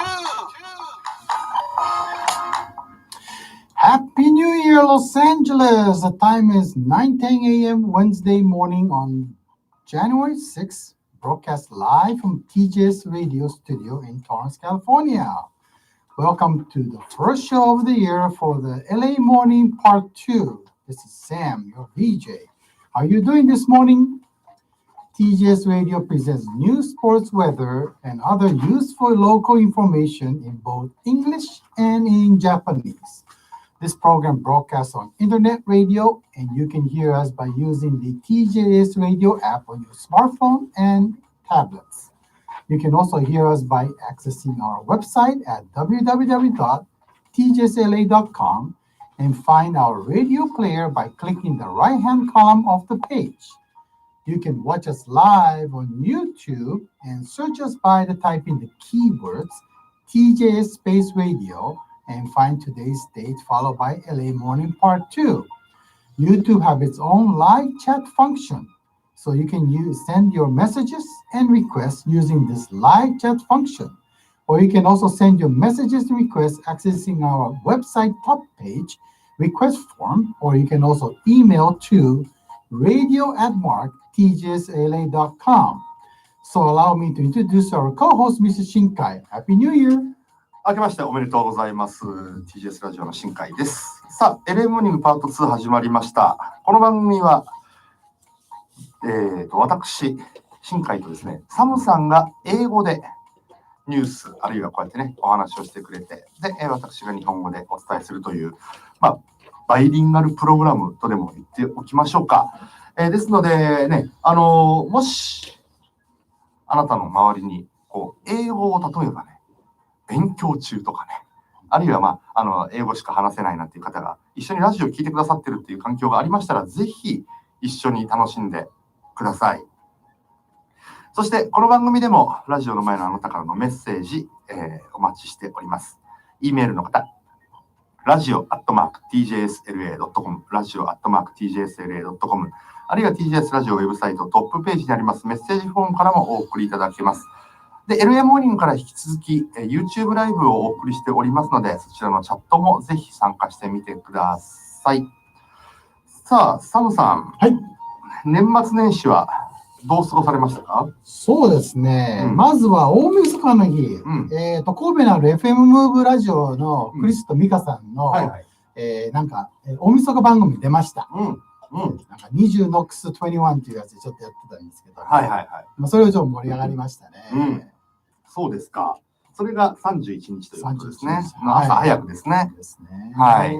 お正月はいかがでした？そうですね。元旦は家にいたんですが、2日に高野山行ってきて、で、お守りちょっとフォームでオーダーしたんで、取りに行ってきました。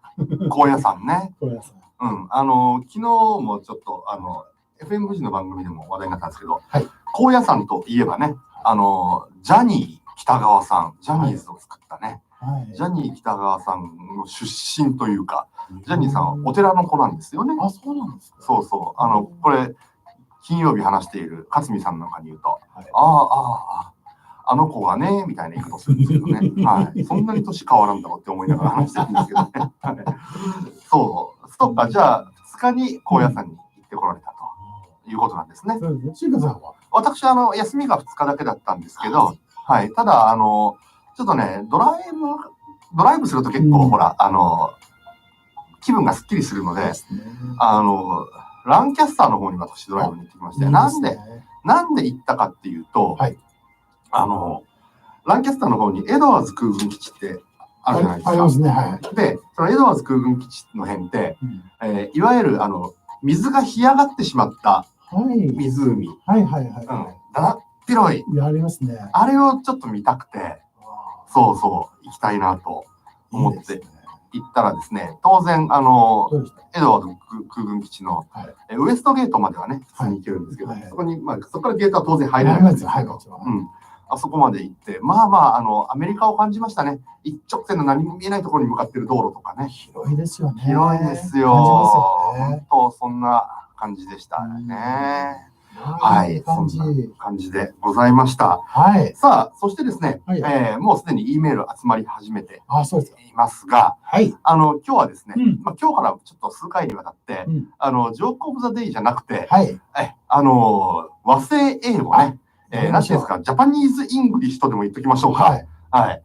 その話題で盛り上がっていこうかなというふうに思うわけですよ。はい、やりましょう。先週末放送のスイートディグズ LA でもね、いろいろ話ありましたけど、例えば和製英語、ね、ちょっと話題になったのはホチキスね。ホチキスね。ステープラーですね。ですよね。とかね。あとビタミンとかね。ビタミンね。とてもバイタミンなんて知らんもんっていう話ですからね。そうそうそう。あとは車用語でもいっぱいありますからね。ありましたね。はい。フロントガラスって言わないですからね。ウィンドシールド。ウィンドシールド。あと、トランク。フットとかブットとかね。そういうの。そんな話題で盛り上がっていけたら、これどうなのとか、これはなんか通じなかったななんていうことがあればですね、ぜひお送りください。はい。さあ、では天気いきましょうか。Okay. Weather for the January 6th. So both LA County and Orange County, partly cloudy all day. The current temperature for Los Angeles County is 57 degrees or 14 degrees centigrade. For Orange County, it's 54 degrees or 12 degrees centigrade. Today's expected high temperature for Los Angeles County is 70 degrees or 21 degrees centigrade. Orange County is 67 degrees and 19 degrees centigrade. Sunset rise today was 6:59 a.m. for Los Angeles County. Orange County was 6:57 a.m. And sunset time today for Los Angeles County is 4:59 p.m. Orange County today we're expecting at 4:58 p.m. さあ、天気です。ロサンゼルスカウンティ、オレンジカウンティともに今日は、ところにより曇りですね。一時、曇りという感じですが、今はね、オールドトラス晴れています。今日の予想最高気温、ダウンタウンロサンゼルス、カシ70度、摂氏21度、オレンジカウンティ、アーバイン、カシ67度、摂氏19度。サンセットの予想時刻、ロサンゼルスカウンティ午後4時59分、そしてオレンジカウンティが午後4時58分となっています。こんな、話題で盛り上がろうという、このね、一つ紹介しておきますね。はい、今、ラジオネーム、花金スカイウォーカーさんからイメージいただきました。Good morning って書いてあります。はい。LA に来て初めて車を購入するときにドライブレコーダーを自分で取り付けようと思い、ベストバイに行きました。はい、そこで、ドライブレコーダーと、言っても店員はポカンとしており、アメリカの電気屋にはドライブレコーダーは置いてないのかと諦めるところでした。ダッシュキャムって言うんですね。はい。それ、確かにそうね。ダッシュキャム。意味は通じるでしょう。ドライブレコーダーなんだから。でも、ダッシュキャムですよね。あと、ほら、こういうテーマで今日は話を募集しますみたいな、ティーム、こっちだとトピックっていう言い方がいいんでしょうかね。そうですね。こんなですね、E メール、話題お送りください。さあ、では、ニュースいきますね。はい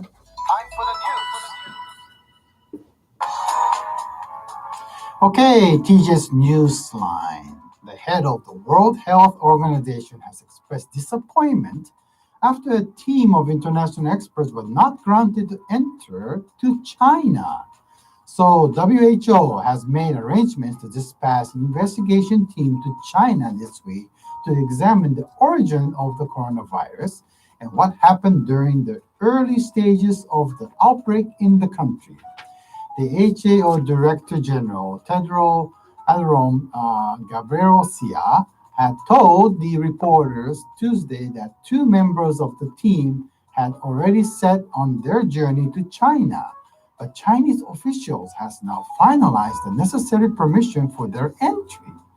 Tedros said, "I'm very disappointed with this news, given that 2 members had already begun their journey and others were not able to travel at that last minute."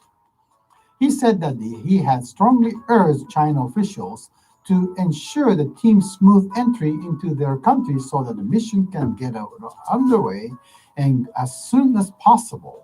The WHO emergency chief, Michael Ryan, said that one of the 2 experts has already turned back and other is transit in the 3rd country. Last month, Dr. Peter Ben Emberg, who released the investigation team, told NHK that it's logical to think a coronavirus origin in China because it's a resemblance of a virus detected in China province of Wuhan in 2013. WHO は新型コロナウイルスの発生源や感染拡大の初期に何が起きたのかを調べる国際的な専門家の調査チームを今週中国に派遣するための調整を進めてきました。ところが5日の定例会見でテドロス事務局長は調査チームの専門家2人が中国に向かったものの中国の当局が入国に必要な手続きを終えておらず入国できなかったと明らかにしました。テドロス事務局長は非常に失望した。2人はすでに中国に向かっていたし、他の専門家も最後の最後で渡航できなくなったと述べまして、チームが速やかに入国し調査を進められるよう中国側に強く要請したことを明らかにしました。危機対応を総括するライアン氏によりますと、専門家のうち1人は引き返して、もう1人は第三国で待機しているということです。調査チームを率いる WHO の専門家、ベン・エンバレク氏は、先月ですね、NHK のインタビューに対して、新型コロナウイルスは2013年に雲南省で見つかったウイルスに酷似していることから、理論的には中国で発生したと考えるのが妥当だという考えを示しています。発生源の解明は国際的な関心事となっていますが、調査チームの入国をめぐって出だしから混乱が生じています。入れたくないということなんでしょうね。はい。さあ続いて。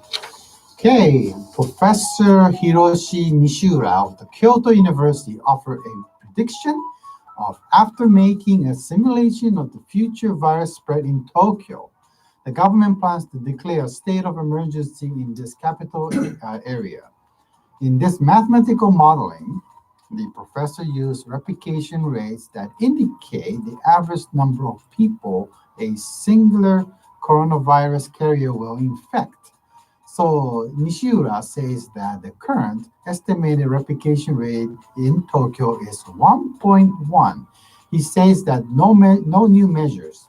The daily figure of the infection cases were raised to the 3,500 by the end of February and 7,000 by end of March.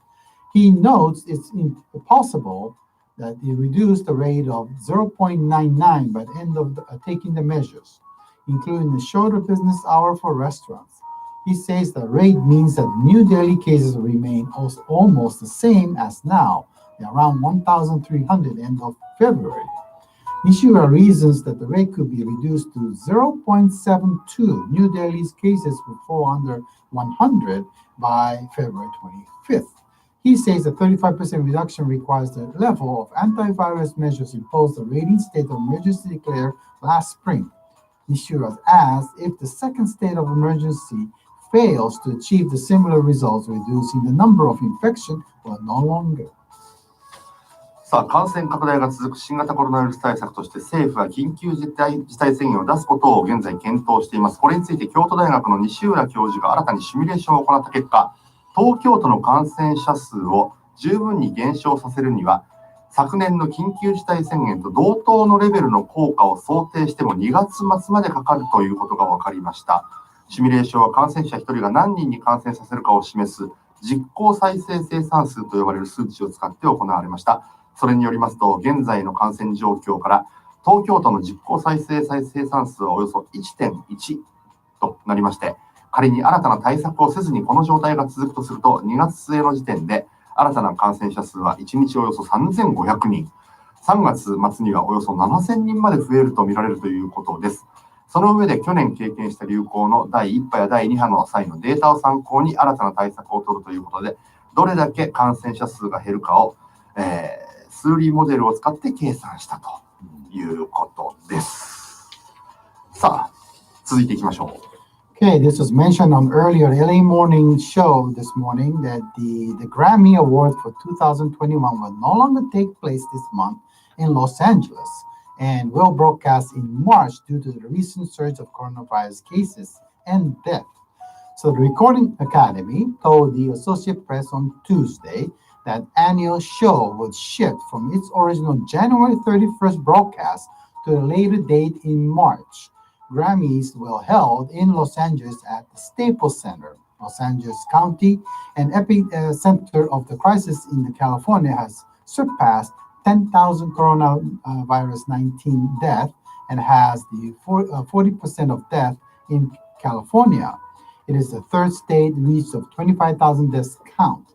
An average of 6 people die every hour from the COVID-19 in Los Angeles County, which is a quarter of the state's of 40 million residents, and also these county health officials fear an incoming Christmas and New Year's surge. さあ、先ほど LA モーニングでもお伝えしましたが、グラミー賞の授賞式、1月31日予定でしたが、ステープルズセンターで行われる予定でしたが、3月14日に延期されることが決定しました。やはりこれはですね、主催者曰く、ロサンゼルスでは医療体制が逼迫するなど、新型コロナウイルスをめぐる状況は悪化しているとした上で、音楽界、そして授賞式に携わる何百もの人たちの健康と安全より重要なものはないとコメントして、延期に、理解を求めました。さあ、では、感染者数をお伝えしましょう。Okay, for the coronavirus cases for January 6th, cases is, gosh, this is what we got 22,496,099, up by 24,875. The death is at the 27,519 plus 503. We have new measurements here. The vaccinated counts is 459,564 are vaccinated. Moving on to Japan's coronavirus case for January 6th, cases of 260,150 rose by 6,001. Wow. Recovered is 203,421, and death rose by 65%, which is 3,834. さあ、カリフォルニアのね、感染者数なんですが、43,875 人増えて、249万6,990 人、そして亡くなった方は503人増えて、27,519 人ということで、あとですね、先ほど、サムさんがお伝えしてくれたワクチンの接種人数というのが出ています。ワクチンを打った方、カリフォルニアではですね、45万9,564 人、ワクチンを接種している人数が45万9,564 人ということなんですね。そのうちの 1.5% がアダルトということで、だからたった 1.5% なのとお思いでしょうが、まだまだ一般レベルまで降りてきていないということですね。医療従事者とか高齢者は除いている数字だというふうに思われます。この 1.5% というのはね。はい。こんなところですね。はい。以上、ニュースお伝えしました。毎週金曜日午後8時から8時10分までお届けしている Weirds Around the Globe DJ の高橋理恵です。お気に入りの古くて新しい音楽などをジャンルレスにボーダレスに DJ クリスとともにフリートークを交えてお届けしています。So stay tuned. What happened on today?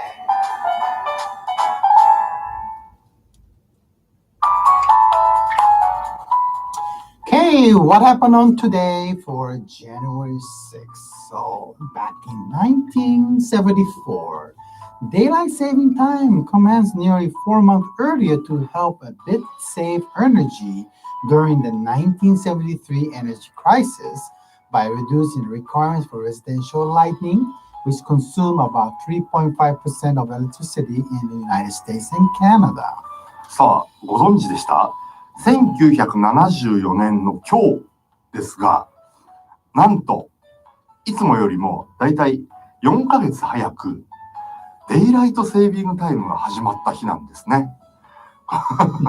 これ1973年、も含めて、オイルショックがあったということを受けて、もう早めにデイライトセービングやろうぜっていうことで、74年はですね、なんと今日から夏時間になったということだったんですって。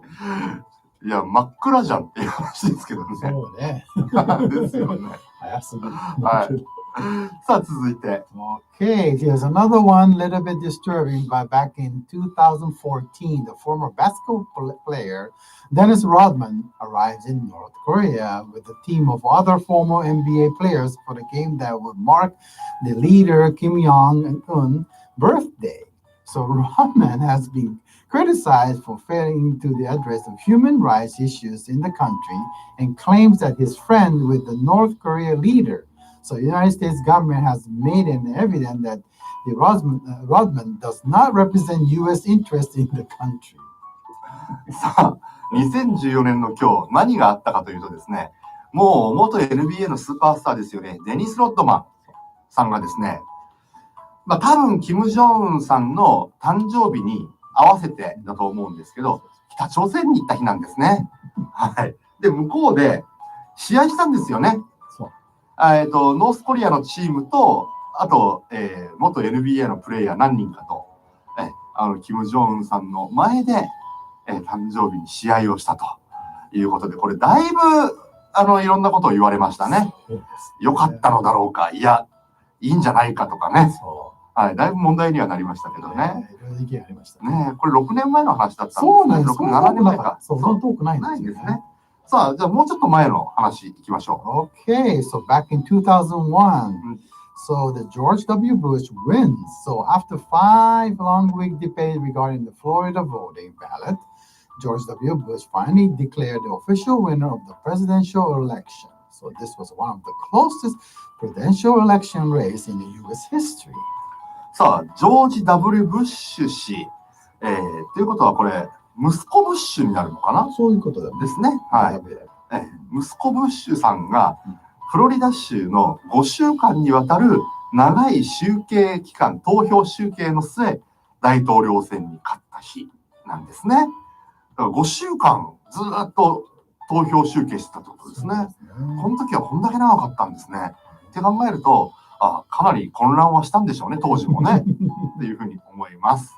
さあ、では、誕生日いきましょう。結構いますね。いますね。はい。Okay, for the birthday for the January 6th.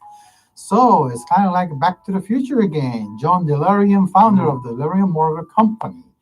He is already passed away, which was on 2005. At the time, he was 80 years old, but if he has lived, he will be 96 years old today. さあ、ジョン・デロリアンといえば、そう、バックトゥザフューチャーで活躍した車、デロリアンの創設者ですね。が生まれた日、2005年に80歳で亡くなってるんですね。生きてれば96歳ということです。さあ、続いて。Okay, there's another actor, a funny guy, Rowan Atkinson, Mr. Bean. 1955, he's celebrating 66 years old today. ローアン・アトキンさんといえば、ミスター・ビーンでございます。ね、ミスター・ビーン、誕生日でございます。1955年生まれの66歳になられました。さあ、続いて。Okay, this is another movie actor, Norman Reedus. He is the guy from the Walking Dead. So 1969, he's celebrating 52 years old today. ウォーキングデッドに出ているね、何に乗って走り回ってる人でしたっけ？バイクですね。バイクで走り回ってる。あん中のバイクです。はい。彼一人がバイクでした。彼ですね。彼です。ノーマン・リーズですね。96年生まれ、69年生まれの52歳です。さあ、続いては、Okay, TV host Julie Chan, 1970. She's celebrating her 51 years old today. ジュリー・チェンさん、これ、テレビショーのホストとしてね、活躍されていますけど、51歳、70年生まれです。さあ、日本人もいますね。Okay, our former baseball player. Okay, Nakahata Kiyoshi. So 1954, and he's 67 years old today. そうなんです。元巨人で活躍して、ベイスターズの監督も務めた、絶好調男、中畑清さんの誕生日です。54年生まれなんですね。67歳を迎えました。ちなみに、あれですか、このノーマン・リーズスっていう方は、こう、ボーガンを打つ人。あ、そうです。ボーガンを打つ。そうです。そう、ユウリさんが書いてくれてます。そう、ABC っていうチャンネルでした。そうですね。さあ、もう一人行きましょう。Okay, Chaga, which is the Japanese singer-songwriter of the Chaga and Asuka. So he's celebrating his 63 years old. He's born on 1950. そうですね。このまま読むと、これも英語発音ですね。チャガになるんですね。はい。チェイが。そう。日本だとチャゲですね。チャゲ。チャゲ。はい。チャゲ&アスカのチャゲさん。はい。今日63歳の誕生日を迎えられると。はい。迎えられたということですね。あと、追加のもう一人。そうそう。TGS に何回か出演された方で、ユウ・オーカさん。そうですね。今日も彼の誕生日です。ギタリストのユウ・オーカさん。ミニオステーション。そうですね。はい。実はですね、私とユウさんでですね、YouTube チャンネルでように、新海がギター上手くなれるのかどうかっていう動画をですね、撮ってはあるんですよ。撮ってはあるんですけど、編集する時間があります。あるんですよ。はい。なんとかね、見たいな。やってみたいなと思いますけど、第1回だけ撮りました。はい。第1回撮ったらですね、40分ぐらい撮ってしまって、これどうすんべやっていうところで止まっております。はい。ということで、じゃあ曲いきましょうか。Okay, there's also a nice song here. Johnny B. Good. Chuck Berry.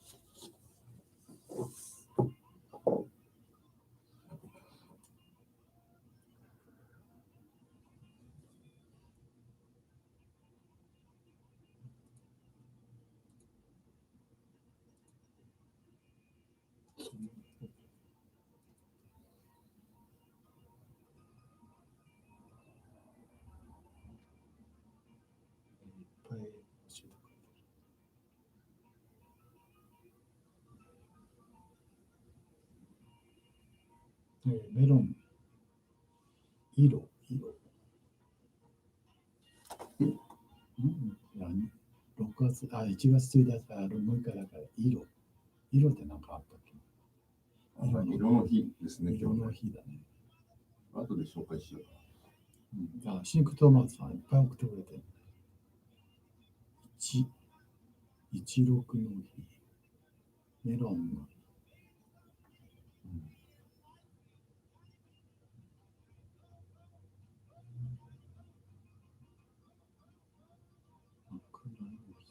枕。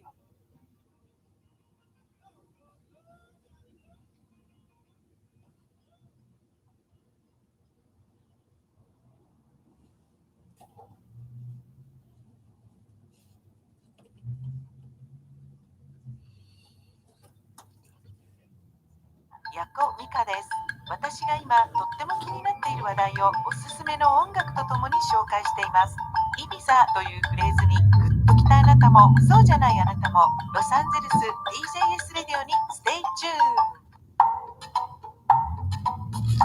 ーン。さあ、今日は何の日で言うとですね、完熟トマトさんが書き込んでくれてますね。東京消防出初め式。あれですね。こう高い、なんて言うんでしょうか。はしごの上に登って上の方でこうね、演技したりするやつですね。はい、あの日。あと、なぜか、ケーキの日なんですね。私の日ということでしょうか。はい。新海ケーキでございますので、私ね。あとは、色の日ね。1月6でね。色の日なんていうのもあります。そして、乱太郎さんもね、今日は何の日って、E メール送ってきてくださっています。1968年の今日、お相撲さん、関取、高見山関が初の外国人力士として入幕した人。ということですね。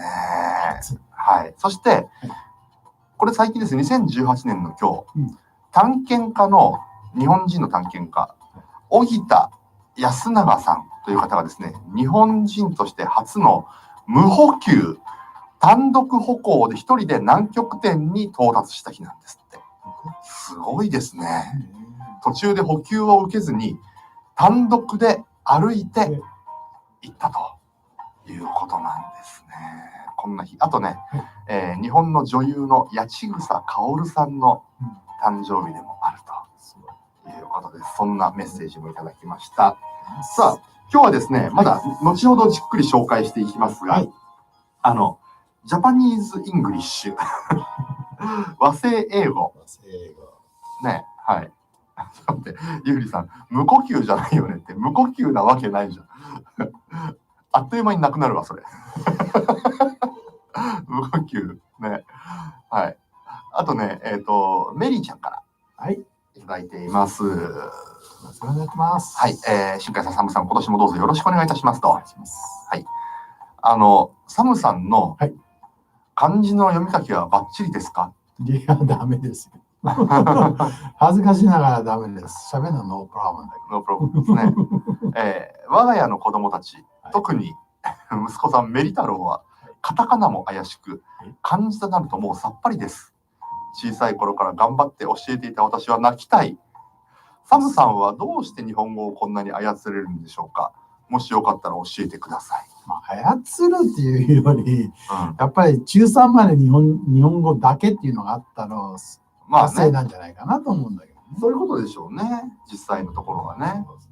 でカルチャーにもそこに突っ込んでて、なかなか抜けないのも一個だと思います。そうかもしれないですね。やっぱりカルチャーっていうのはね、これスイートリーグズ LA でも言ってましたけどね、そのカルチャーを理解しているっていうところがやっぱり重要だというところみたいですね。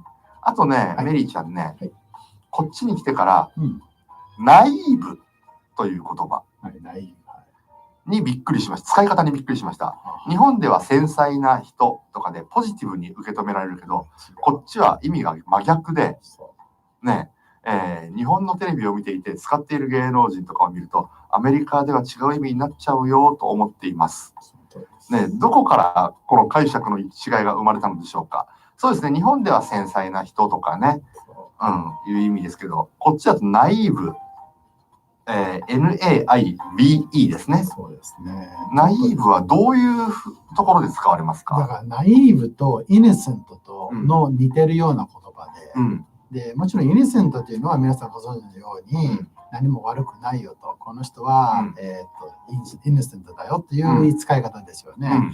ナイーブも一緒なんだけど、ただナイーブの場合は、そのソーシャルズにあまりも分かっていない、世間体のことをよく分かっていない、そういう意味での世間知らずになっちゃう。そうか。世間知らずみたいな意味に入っちゃいます。ナイーブ。はい。それが普通の会話の中で使われたとしたら、そういう世間知らずみたいな意味。そう。聞きはね、いいんだけど、マイナスの意味が深いです。ねえ。そう、逆ですもんね。日本だと繊細な彼はナイーブだからねっていう。あと、マフィンちゃんがね、書いてくれてるけど、そのポジティブとかね、ネガティブな意味ではなくて、スマートもちょっと違いますね。日本だと体のスマートっていう方が多い。こっちだと、頭のね。頭とか、あとは口答えするときに、スマートとかスマートとか、そういう言い方はあるけど。その場合はどういう意味になるんですか？口答えするときっていうのは。それはね、やっぱり言い方が、なんていうかな、ひにくれてるっていう。ずる賢いとかね。そうとかね、入ってます、ね。そういう意味がありますよね。入ってますね。こっちだと、でもあなたはすごくスマートっていうと、非常にこう、頭がね、いいみたいなね、意味もありますけどね。決して体が細いとかじゃないですからね。まあ、ちょっとね、日本語で変な感じになっちゃうけど、知能犯とかね。はいはいはい。ちょっと考え方がね、ずる賢いとか、そういう意味も入っちゃいます。はい。そんなメッセージをたくさんいただきましたので、はい。ゆうりさんが、ってことは、You are naive って言ったら、あなたは世間知らずってなるってことですか？そうだね。ちょっと半端に侮辱に入る可能性もあります、ね。可能性もある。侮辱になってくる可能性もある。そう。You're so naive っていう言い方になります。You're so naive。なるほどね。そう。だからそれをもうちょっといいように言うんだけど、そう、kind って言った方がいい。ああ、そっちか。なるほどね。そう。そっちの方がセーフですね。セーフですね。はい。またね、後ほど、今、いくつかね、もうメールが届いているので、この後、読んでいきたいなというふうに思います。さあ、じゃあ一曲お送りします。違う。スポーツニュースいきましょうか。はい、スポーツニュースいきます。Time for the sports news. Okay, TJ Sports News. Okay, Sumo, the grand champion. Okay, Hakuho tests positive for coronavirus. So Yokozuna Hakuto looks unlikely to test at the upcoming New Year sumo tournament after learning Tuesday he has tested positive for the novel coronavirus. The 15-day New Year Grand Sumo tournament starts Sunday at Tokyo's Ryogoku Kokugaikan. Okay, I don't think it's the participation will happen. Japan Sumo Association Communication Director Shibata Yama said by telephone. So the JSA said the Mongolian-born Grand Champion received a positive result from the preliminary chain of the reaction test taken Monday, and he has been hospitalized. So Shibata Yama said all the other wrestlers of the Hakuo Miyagi-no stable are being tested, but did not know if the producing negative result will be cleared to complete the Sunday without speaking first to the health officials.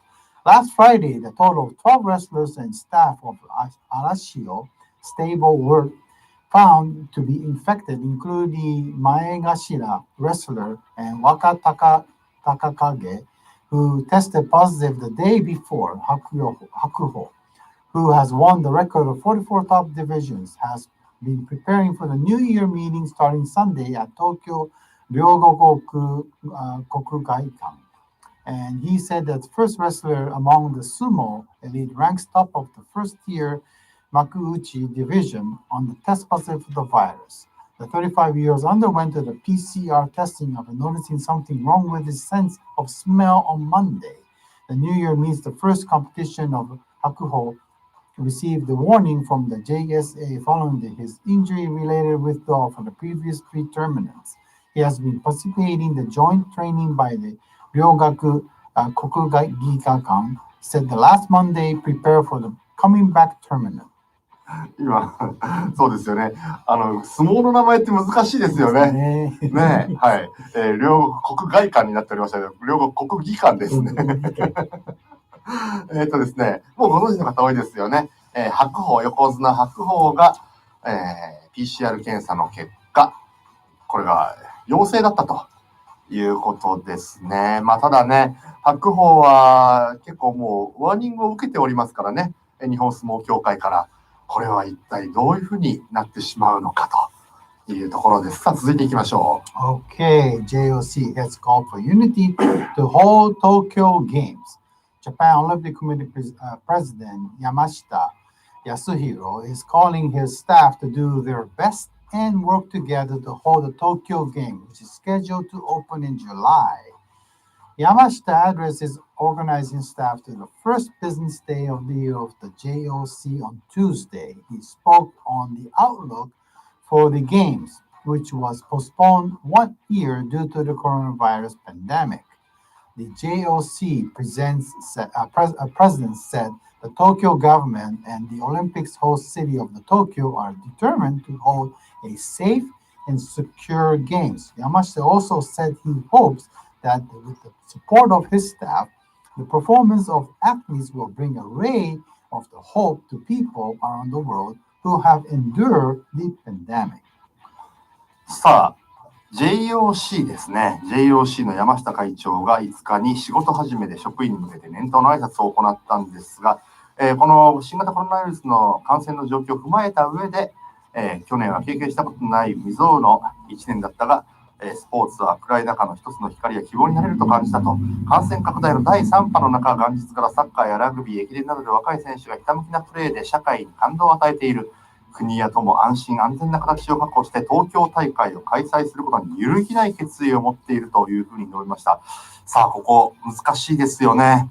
旗から見ていると、こちらからね、日本を見ていると、本当にできるのかな、今年。いや、大丈夫なのかなっていうふうに思ってしまいますが、どうでしょうね。今、完熟トマトさん、ゆうりさん、日本でね、聞いてくださっていますけど、日本の中にいると、いやいや、今年やるでしょうっていう感じなのかな、それとも、いや、無理でしょうっていう流れなんでしょうかね。その辺、こっちではちょっと感じられないところがありますので、教えてください。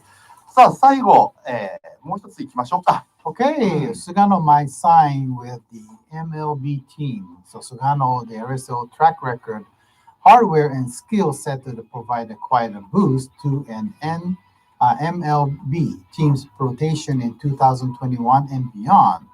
He could be one of his off-season's biggest pickups. That is, the team actually signs him. This is not given. In fact, the ESPN's Jeff Passan reported Tuesday, subscription required that there is no increasing release possibility that the right handler does not agree to deal with an MLB club prior to the Thursday's 5 p.m. Eastern Time deadline. Instead, Sugano turned the Nippon professional baseball team to the Yomiuri Giants, who have offered him a 4-year contract with the outpost, the clause of each of the season. While Sugano would like to be taking the risk that injury or the decline performance to prevent the future jump to the majors. He also could benefit from having another strong season in Japan and testing the waters against a year from now. So according to Passan, Sugano is not budgeting his asking price.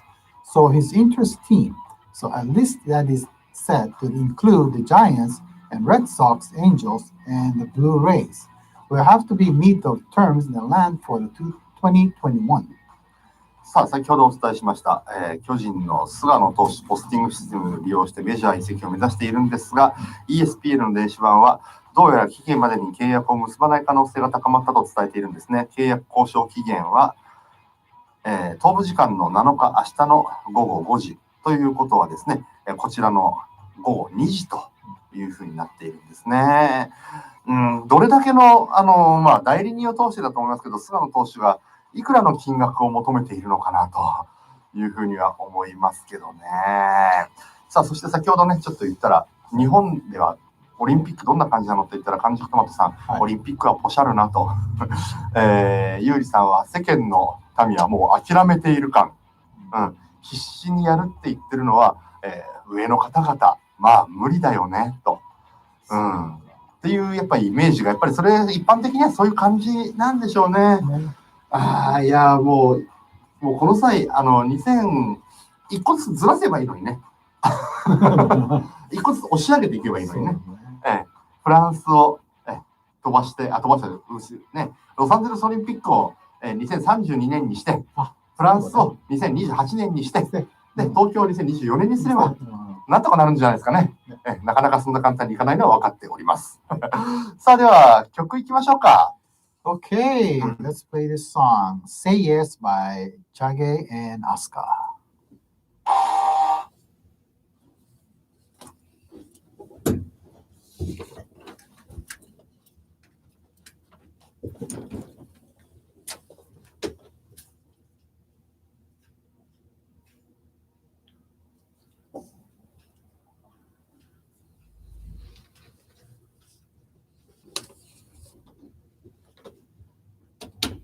サムさん、はいよ。ズックってで、来てましたね、さっき。オランダの語。調べたらそうですね。どう発音するんでしょうね。そうですね。ZOEK。ゾエック。ゾエック。ゾエック。ゾエック。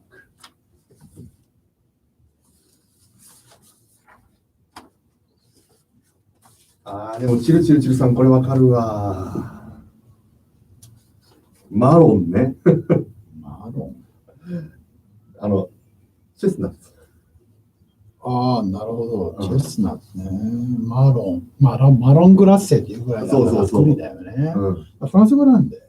フランス語ってことですね。であと前も言ったけど、いつになっても発音が難しいマクドナルドね。マクドナルド。マクドナルド。マクドナルド。僕もこれ練習した。マックですよね。マック。MAC なんだよ。そう。マックとドナルドですもんね。だからマックドナルド。マックドナルド。これ難しいのね。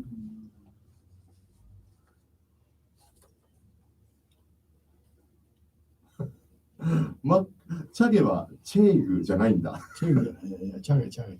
僕が間違ってるだけで。あとはほら、昨日も話題になったけど、FM 富士の方で、先週のザ・ショーも話題になったけど、青木さんね、こっちだと栄養期になるでしょ。栄養期、スティーブね。スティーブ栄養期。本人も言ってたからね。栄養期。カウントダウンのライブで言ったら、本人が自分のことを、スティーブ栄養期って。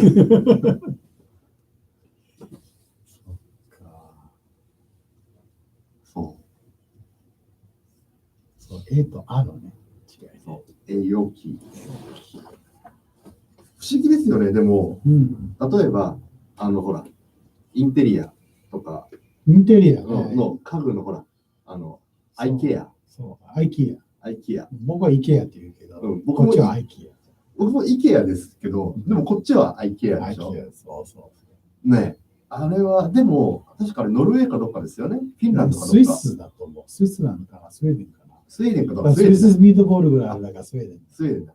スウェーデンは、要は、あそこから来てるでしょ。あそこの発音はイケアなんですって。じゃあ日本と一緒。そう、日本と一緒。だから、こっちが英語発音に勝手にしてるだけってことですよね。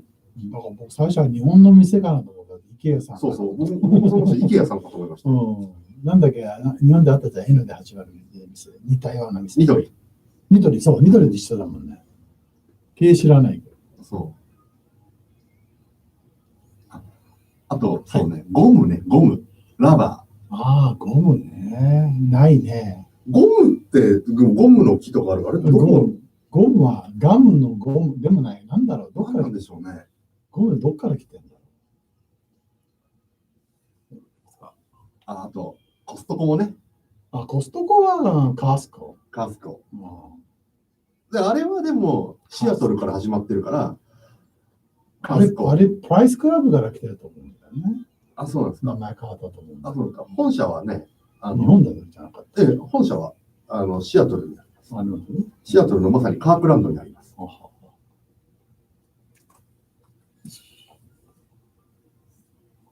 よし。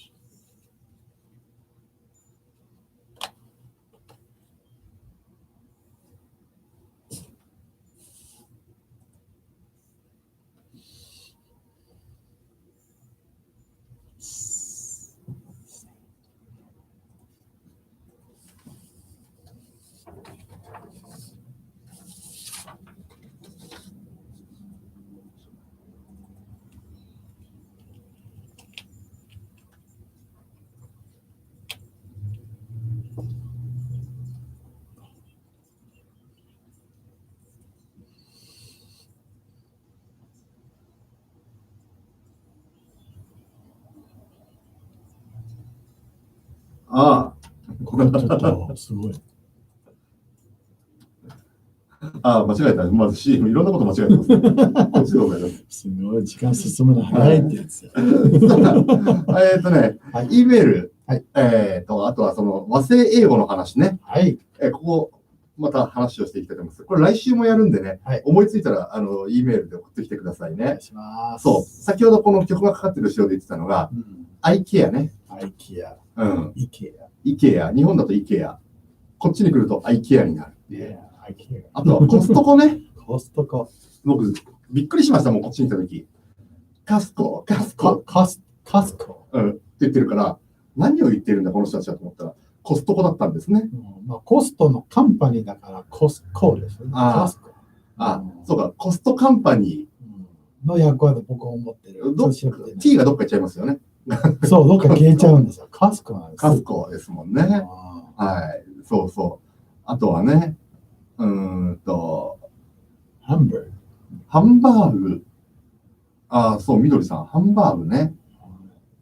ハンバーグの港から荷物。ハンブルグか。そう、ハンブルグね。そうか、そうか。間違って日本語読みでハンブルグと言ってしまった。うん。アメリカ人に大笑いされたと。そうそう。ハンブルグじゃないよ。ハンブルグじゃない。ハンバーグ。ハンブルグ。ね。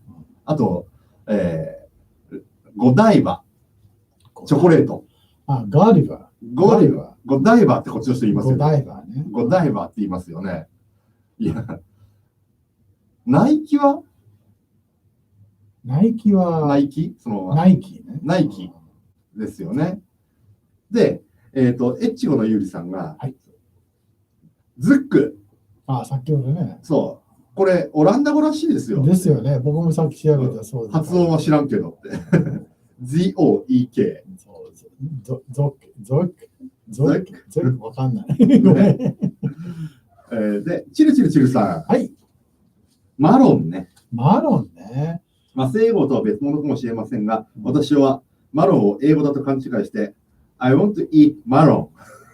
マロンとかいろいろ伝えたけど。マロンは栗で。いいですね。I want to eat マロン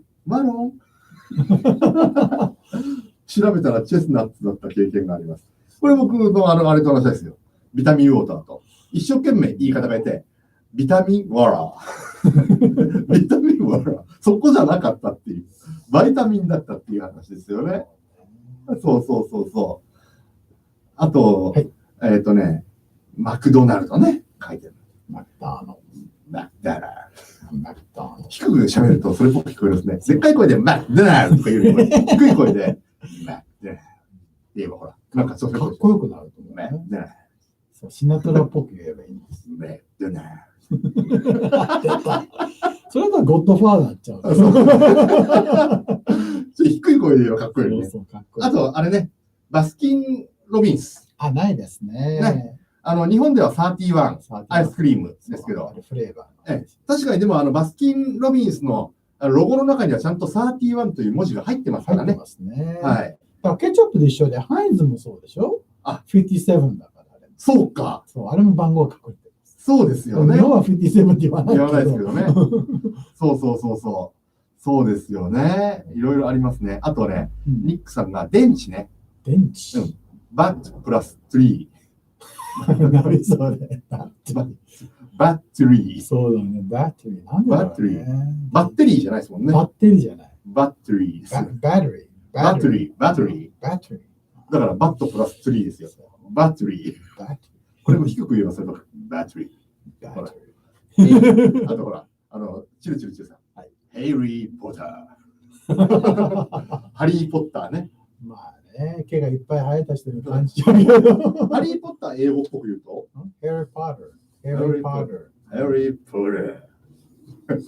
低く言うこれから。そして、クマさん、ありがとうございます。ね、スイートリングズ LA で聞いてたコックさん。面白い、あれは。ね。笑える。エースだもん。で、そうなんですよ。エースコックってあるじゃないですか、日本に。あれってあるのって思ったら、こっちちゃんとエースコックの商品あるんですね。だけど、ちゃんと英語で書いてありますね。エースクックになってますよ。クックに書いてます。映画がやっぱり言われたんですよ。あと、カルピスもね。カルピス。はい。こっちだとカルピコ。そう、カルピコ。だけど、あれは日本だと。おしっこの尿になっちゃうんで。ね。おしっこになっちゃうんですね。牛のおしっこになっちゃうんですね。そう。カルピスでね。そう。そう。カルピコに変わったと。そうなんですよね。まあまあ、ちょっとね、この辺の話、面白いと思うんで、面白いですよ。はい。ぜひ、例えばね、はい、トイレ、はい。ね、バスルーム、はい、いっぱいありましたね。レストルーム、はい、レストルーム。WC の皆さん、訳語してますか？どうぞ。WC の訳語をですね、調べて書いてきてください。そう、それ宿題にしよう。WC。ね。WC は何でしょう？川やとは言わないから言うさ。だから難しいですよね。だって、バスルームっていうと、バスはお風呂でしょ？お風呂の部屋なんですよね。だけど、こっちはいわゆるお風呂、シャワールームとトイレが一緒になってるから、バスルーム。そう、バスルーム。ですよね。一個にしちゃって。ね、でも日本にいるときはいろんなところに WC って書いてありますからね。なんででしょう。なんででしょうね。はい。まあ、バイルスもそうですよね。ね。そう、この辺の話でちょっと、この番組はですね、英語勉強番組の部分もありますので、そう、英会話番組としてもね、成り立たせていきたいなというふうに思っていますので、はい、もうね、今更聞けないよみたいなことでも、この番組では全然構いません。なんて言ったって、私が英語よくわかってませんので、一緒に番組とともに、はい、成長していきたいなと思っておりますので、ぜひ皆さんも参加してみてください。さあ、ということで、お別れの時間ですね。はい、あっという間です。はい。はい。Hi, how did you enjoy the first show of the year, Wednesday's LA Morning Part 2? It's coming close to the end of the 24th broadcast on January 6th. So we are open to any topics, suggestion coming from you to talk about on them on this program. So please send your messages using our request form from our website, or you can email us at radio@tjsla.com. Or if it's easier for you, you can send them your message to the YouTube channel using the live chat function. So please use by the type in the keywords TJS space radio during our live show. And also, studio camera side is showing nice New Year sunshine. So come and visit that at www.tjsla.com. So see you next week on Wednesday at 9 a.m. on TJS Internet Radio.さあ、来週もですね、もちろんこの番組をお送りしていくんですが、この1週間の間にですね、全然この番組宛てに E メールお送りいただけると嬉しいです。ぜひですね、皆さんも参加してみてはいかがでしょうか。はい、もうね、WC の、ここで回答がすでに始まっておりますが、さあ、当たりはこの中にあるのでしょうか。今は言いませんよ。あったとしてもなかったとしても。ね、はい、みどりさん。ダメだ、楽しすぎて仕事ができない。そうですか？はい。そんな風に思っていただければね、嬉しいですけどね。はい。カントマさん、これはですね、大人のラジオ向けのね、答えですけどね。はい。まあまあ、いっか。なんで日本ではコンドームのことをスキンって言うんでしょうね。私は今ふと思いました。皮みたいなもんだからっていうことでしょうね。そうですよね。はい。ということでございまして、まあまあまあ、せっかくなので、皆さん、E メールも使ってですね、来週また、送っていただければというふうに思います。はい。はい。さあ、ということで、エンディングの曲に行きましょう。わかりました。Okay, today we're going to celebrate one of the TGS radio's person who came on board before, and his name is Oka Yu, and he want to play a song by Don't Know.さあ、今日もお付き合いくださいましてありがとうございました。お相手は私、新海圭樹と Sam Vandenberg. See ya.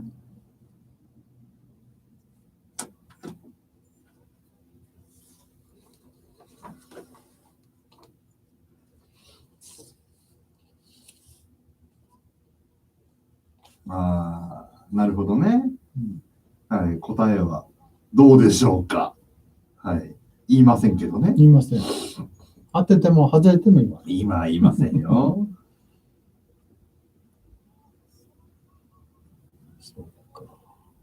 さっきのエロい話で、ね、英語ではラバーって言うんだけど。でも、こっちはでも普通に、あれ、コンドームですよね。いや、ラバーです。ラバーか。そっか、じゃあ例えば買い物行った時に、いくらカンダムとかコンドムとか出てこないってことですね。カンドム出ないです。一回昔あれ日本語で、次に産む、子供を産むっていう意味で、今度産むっていうふうに訳した人いましたけど、ああ、なるほどね。今度うまいって思いましたね。はいはい、うまい、うまい。うん、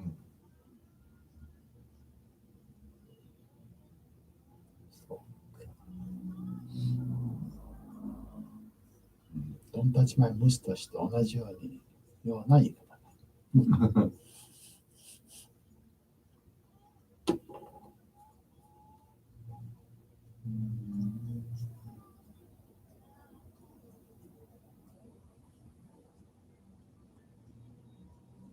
いいね、ゆうくんのギター。ね、ギターいいね、彼の。いや、誕生日おめでとうございます。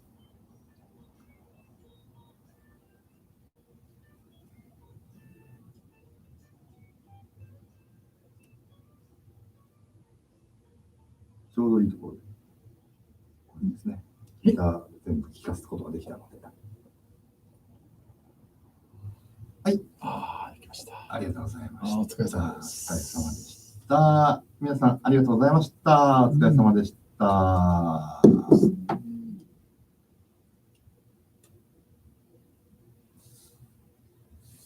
ちょっと最後、ここだけ雑音が入っちゃったんで、これ、波形見ると。雑音がそこのやつで入っちゃったんで、最後の1秒切っちゃいますね。ちょっと59分58秒ぐらいで今日終わりになっちゃいますけど、いいですか？もちろん、大丈夫ですか？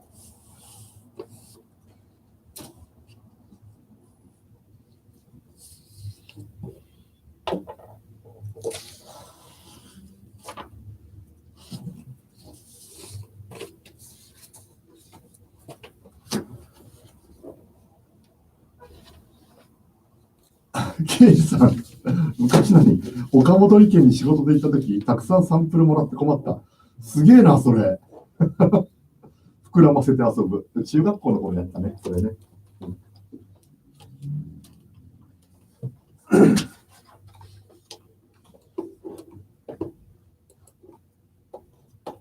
ウーマン、なわけねえ。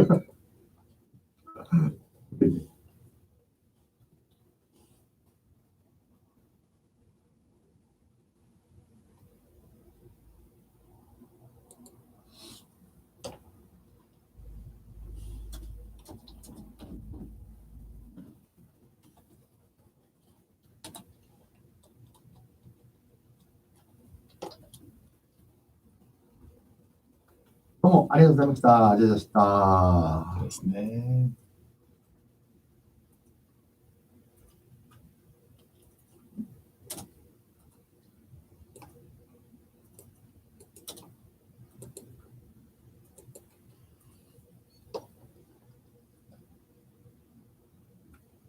はい、ありがとうございました。じゃあ、ライブ配信立ちますね。ありがとうございました、皆さん。Alright, see ya next week. Thank you. Bye bye.